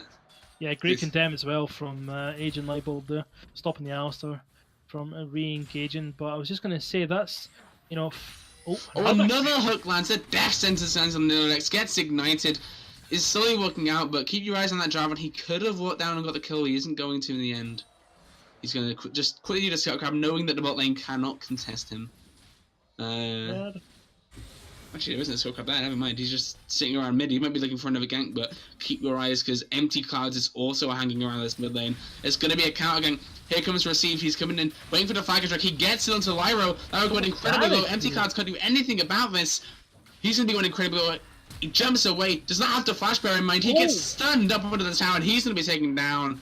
Great play by MHJ and Received. Good pressure onto this mid side, and 2 ganks come in, and that's 3 kills actually from 2 ganks. That's a pretty impressive record. Yeah, fantastic use of the E there, coming out of this MHJ on the Silas. Able to get the stun. They know if they flash fall, they will be able to get the damage down. And yeah, just strange, Lyro's died twice now, having his flash up twice. You'd expect, with 2 deaths you would have burned it by now, but yeah, not using another great. Oh, death sentence lands again. Neuronex gets pulled backwards. It's all down to range to get damage, but she isn't able to hit past the Alistar. Neuronex gets the kill, and he's really looking to pressure the farm, going incredibly low. Look at those stacks of Asafian Rain going down on him. Can they finish off the kill? Oh. Gets the knock-up. There we go. Neuronex finishes it off. Double kill for the Kaiser. He's going to be really enjoying that one. Yeah, you would think another fantastic who landing, but just happens to be one too many. Alistar still having the ignite, and they win the 2v2. And after mid lane things going so well, that could be the saving grace for them into this Infernal Drake as well. Oh, that's a big Dragon Infernal Drake. You're upping the damage like Kha'Zix and an Ahri and a Kai'Sa. That's incredibly important. And Jarvan's only ever started them out. There's not really much you can do about that, other than the famed move it seems that I received. Can he gank the mid lane? So he can no. He's gonna just back off. He's gonna actually get the red buff off of Empty Clouds for that dragon, but I don't know if there's much they can really do other than that. And getting the Infernal Drake, it is incredibly important. I'd say for both sides, really, just the up net damage they're giving out. Yeah, well, you've got potentially how many? You've got 7 damage dealers at least, depending on your job and builds. So yeah, there's at least 3 damage dealers each team. So that Infernal is going to definitely be very useful. But we'll see if anything's going to have top lane. Jarvan is there, Lance. Oh, the Cataclysm is flashed out of, but good job in forcing that flash out right there. And MHJ has used the hijack, now has Ari's Spirit Rush. We'll see if he wants to use it. He's looking for it, but I don't think he's going to get much off of it. I will say though, another Infernal is going to be what spawns next at around the 12-minute mark. And so Empty Clouds is going to be looking for that. Well, I say both junglers are going to be looking around that objective. The question is, can they use that mid priority now? Because there's mid priority or there's bot priority. If you can get both of those, you can practically secure yourself the Drake. The problem is right now, one team has one, another team has another. So it's about whether or not they can influence the other lanes, or if they're just going to try and snowball one. And it's looking like, from looking at Empty Clouds, he might be heading down bot side and looking to see if he can influence that area of the game. Yeah, I'm just thinking of, sort of scaling as well with this Inferno. I feel like both teams have, both AD carries scale into the late game, both mid laners being, that mid game focused around the 3 has been really strong. But they do have, the cannon as well, so it's definitely good scaling for both teams. So team fights, regardless of what time in the game, I feel like both teams will have an equal chance of winning. I will say, Extinct Dark has actually done a really good job in this top lane. We were talking about how unfavored the matchup is, but you look at this yes, and right now he's even. He's enjoying himself in that matchup, to be fair. He's very happy to just farm it out. And Seki hasn't really been able to force much other than the flash, thanks to the gank from Received. Let's see if he comes up there again, but it's like a big engage comes down in the jungle. Empty Clouds goes incredibly low, having to hop over the wall. Blood Elf's giving Received a little bit of trouble. Can't get hold of Lantern, actually, because he's standing on top of it. The classic GT move. Death Sentence misses, but they're going to get the blue buff, and they're going to get out. Could have been a lot more there, but they're happy with the blue buff. I'll just walk that one off. Yeah, that could have been definitely a lot worse, especially with them not being able to take the lantern, but not punished for it. Mid doesn't rotate, knows he has no mana, will be a 4v3, but yeah, you were saying this before, Extinct Dark is doing a really, really good job up in this top lane. Now he's got the Spectre's kill. It's going to be pretty hard for the cannon to get anything done. Maybe we'll need the help of Received. There could have been even a potential of an on-hit cannon build coming out if they wanted to, just purely split push this game, but it's going to be the AP Silas already with the early portal build. That'll be a heck of a lot of damage. Yeah, and also one big contributor to that top lane matchup is actually the fact that Poppy just took the Biscuit rune, which means that not only does she have the sustain from the corrupting potion, she also has biscuits to rely on. And so when it comes to trying to poke her out in this lane, it's incredibly difficult because she just sustains and sustains and sustains and sustains. Doran's shield too, it's at the point now where I thought, okay, corrupting pot, Doran's shield, okay, maybe you can poke through that, but alongside the biscuits, there's just so much there. You think about when she gets the Spirit Visage too, which I assume she's going to be looking towards with the Spectre's Cowl. That's going to up her healing even more, and that just becomes such a pain to deal with as the Kennen.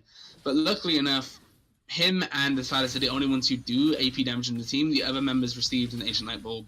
They're going to be doing the AD, and that's why you have to be careful how you're itemizing as this Poppy, because come those mid to late game fights, we know how much damage Vayne does to tanks. Never mind a tank that's focusing on magic damage. A Death Sentence stands, but very much going to do it. A lane gank actually might be coming from Empty Clouds. Let's keep an eye on this one, but I think they sense something actually. They're being careful in the bush. Yeah, I think, with that trade being bad for the Rolex there, it seems a bit obvious. Why would you take a bad trade unless you wanted to bait something, really? But yeah, the sustenance there for the Poppy. I was thinking maybe it might be an adaptive helm as well as the message. Possibly, could I doubt it would be both, but you never know. We'll see what he goes for, but yeah, definitely it's a 3,000 gold lead already. It's not even 12 minutes into the game, and you're wondering where that's from, really. And it's just from. Oh, big fight coming. He's actually got the Evolve for himself right now. But that's 3 members that MHG needs to find his way past. Oh, it's okay, he's gonna be able to, so never mind, he gets 3 of them up with damage. Hickers receives a 2-man Cataclysm right there. Ooh. MHD gets the first kill onto Neurolex. It's a big fight going on, so much damage. And Lyro's gonna be took down to you by Ferrum. Empty Clouds on the other side actually gets the kill onto Received, but MHD gets another go for himself onto Blood Elves. They're going to be very happy with themselves for that. And now, they not only are they looking towards the Inferno Drake, I'm not sure if they can do it though with Empty Clouds around. It's so hard for them to contest though, because there's 3 people. I think they are just going to get this one for themselves. Yeah, he's backed off. That's going to be an Inferno Drake going over for the side of a Nox. They're going to be very happy with that, because like we talked about beforehand, 4 damage dealers on their team, amplify that a little bit with an Infernal Drake, and they're very happy. Yeah, you were thinking there that that could have been a potentially good fight for them with MHG having to use the evolve, just the Kha'Zix ultimate to try and get out there. But yeah, Cataclysm comes through all the bursts from Silas, and yeah, they end up getting a positive trade in that Infernal Drake. But yeah, it's not really looking too good. I said before, it was 3k. Now it's a 4,000 gold lead. You're looking at 2,000 gold lead in mid lane, 1,000 top lane, 1,500 in the jungle. It's a big lead already to have. Such early stages in the game. Yeah, it really is. And this Silas is showing up. 100% kill participation, 4-0-2 on the pick. Has a 10 CS lead, it's pretty decent. MHJ is doing very well for himself, but the bot lane is kind of struggling. Seki actually losing out on these trades now on the top side. I think it is going to be the adaptive helm. You are correct on that one.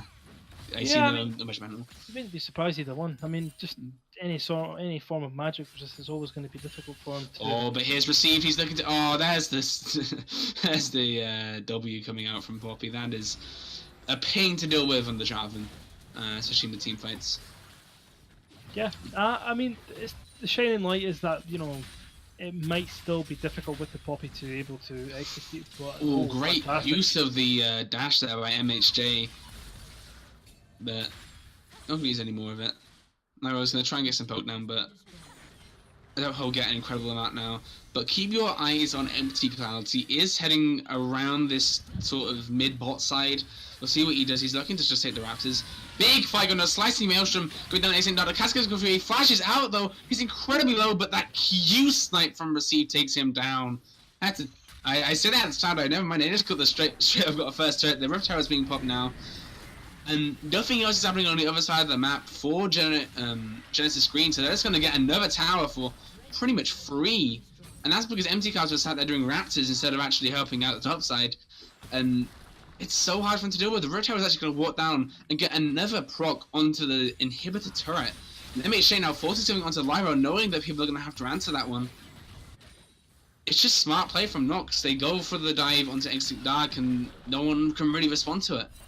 Yeah, I'm just looking at some build paths right now as well. You've got probably the Dustblade rush from Kha'Zix rather than getting the Warrior down. Jarvan going for Cinderhawk, most likely into the Black Cleaver. GA Sterak's more tankiness early on. As you said before, the Silas was so far ahead. Blade of the Ruin King now for Bane. Hitting some of these item spikes. Death Cap rush for the Kennen instead of maybe something like a Morel, Zonya, something like that. So yeah, all these spikes across the board, and with a 6,000 gold lead, it's going to be difficult for Gen Green to really do anything. So at this point in time in the game. Yeah, I mean, it's tough for them because they have this big still willing Silas in the mid lane, and the jungle's also still willing, and those are the two big areas that can impact the most on the map. I mean, MHJ can roam very easily from that mid lane, and Jarvan just outputs so much damage at this point that he can very easily just, give himself a Black Cleaver and then just build full tank. And there's not really much you can do about it because he's still going to be bursting down a lot of your members. And now you actually see, MHJ very happy just going to pick up a blue buff and he can just head around this mid-top side. No one's actually gone top to respond. This is a slow push building, and he's going to probably catch that wave or force a play onto Lyro. He's 0-3-0 right now in this Ari, not having the best game, and another play would be a Wounder. But it looks like we've kind of hit the phase where the top lane is, the mid lane is. They're starting to roam about a little bit more. Be happy with that, and I think now I'm going to be focusing on the Rift Herald. I already got to that, never mind. I'm actually just waiting for this. Extinct Dark gets away very easy. Oh, the block on the Flag and Drag, but that isn't going to be enough. He's stuck in the Cataclysm. Tries to get sent down, but that's not going to be enough. MHJ unstoppable on this sideless. Half health Slybro whilst he's at it. 5-0-2. He's having a great game. Yeah, and I would hate to see it when he has his E plus the Ariel available, how much mobility he's really going to have. But yeah, a little bit botched there. The Kennen flash over doesn't get the ulti. Oh, the Blade of the Raking, but one Nyrex, he's going incredibly low. He's going to go down actually. Agent Lightbulb using the final hour to its fullest extent. The Unbreakable Will comes out from Beto, so I don't think it's going to be enough. He's getting absolutely rained upon on its autos. Agent Lightbulb going to get the kill for himself. Farron going to go down, but they'll take that T1 and then, oh no! Clouds has gone down too, and Lyro forced to use his ultimate to try and get out there. Received gets... Oh, he gets charmed. Well, once again, Lyro unable to do a lot in that fight, and 3 members of Genesis Green go down. They're going to be very easily able to take down this bot tier 1, and they're actually going to look towards the mid tier 1 too. It's so hard to respond to all of these people. Yeah, a lot of probably mini block. I mean, yeah, a lot of damage coming out now. I mean, you see how this Silas can snowball the game. And yeah, surprised that the Alistair didn't just flash away and decide to get a kill for himself, but also give a kill over to Vayne. But yeah, when you're this far down, anything seems like a positive. But yeah, well played from Nox to understand the win condition to play around this snowball and Silas, and yeah, they'll probably look to finish this game rather soon. Yeah, the one bright light for Genesis Green is the Kai'Sa. Sure, she has 1 extra death and a couple of CS down, but she is still doing fairly well for herself, only 100 to go behind, and slowly but surely she is going to be able to scale up to that big 2-3 item spike that we know Kai'Sa for, and if she's allowed to get to that point, which at this point she might not be able to, but if they can buy enough time for her, she can then become a huge threat, and if MHJ or Receive go a little bit too deep, they're actually ready to just burst them down if they go anywhere near her.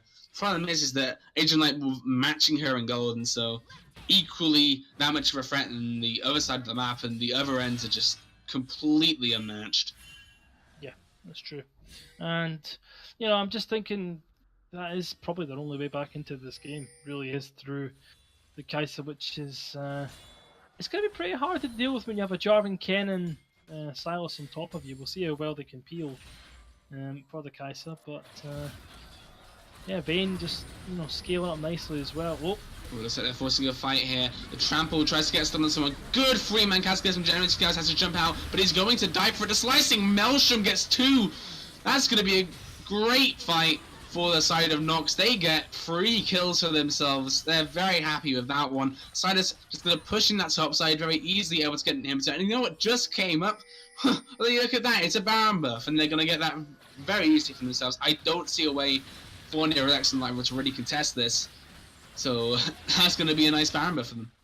Yeah, I don't really see any way they can contest. And that's what I was saying, the game could be looking to be over very swiftly.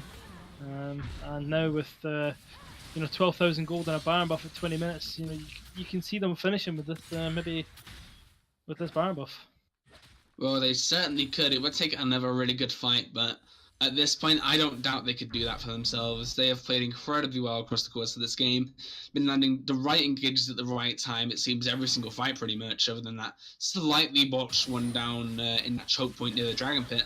But it has been a good game for them. It's just been solid from Nox, and this is why they're ranked so high. They know their win conditions, they play to them, and they're able to force these fights in incredibly good situations for themselves. Yeah. And certainly, with IGNI picking up that loss earlier as well, all the more confidence to have going into this game, thinking, okay, we win this game, we're only, 1 behind now, and yeah, they're definitely showing that they can be one of the top teams with this performance. We'll see if they push anything with this rather slow Ken and back and late, getting out just now, but yeah, we'll see how fast they can push this Baron. Oh, and there is the Unbreakable Will hijacked by MHJ, and that to me signals they want to dive this tower at some point, or they at least want to be prepped to do so.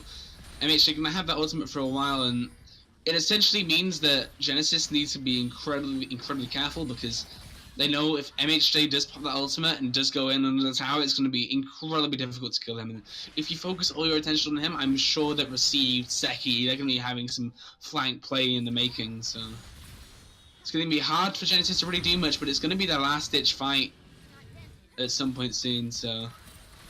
Yeah, I can just see Stylus maybe flash Ian in. Oh, it doesn't have flash just yet, just using that Alistair ultimate.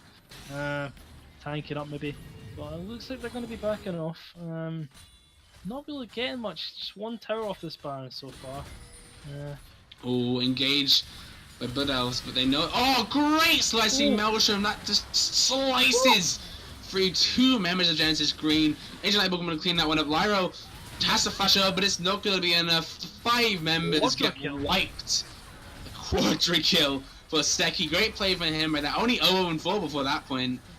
And they're going to take down the inhibitor. They're going to walk a Baron into the base. And with only 23 minutes on the clock, they are going to end this game. A dominant performance by NOX as they seal the deal on the Nexus. There it goes. Great game by them. Yeah. And I said that, you know, they could look to finish within the time of this Baron. They get a fantastic fight. Kennen just gets the flash ultimate, and yeah, that's the end of the game. That's the end of that. It's just over so fast, really. The Kai'Sa not really getting a chance to showcase maybe the carry potential that she has, and yeah, that's the game done. Yeah, blink and you miss it.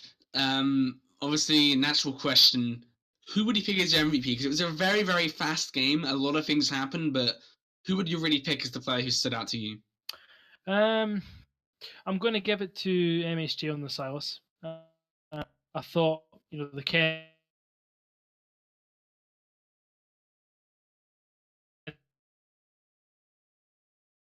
on the Poppy was doing a really good job.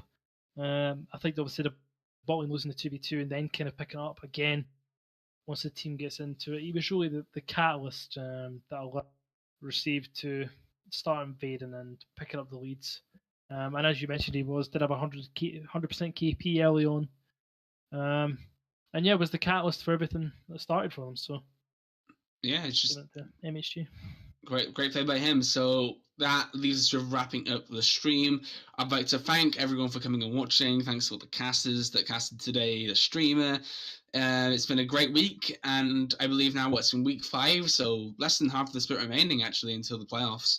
So everyone better get excited for that. It's now starting to kind of plant a seed in everyone's mind. I mean, there is a break week coming, but it's the point where now you start thinking, okay, here's where people are.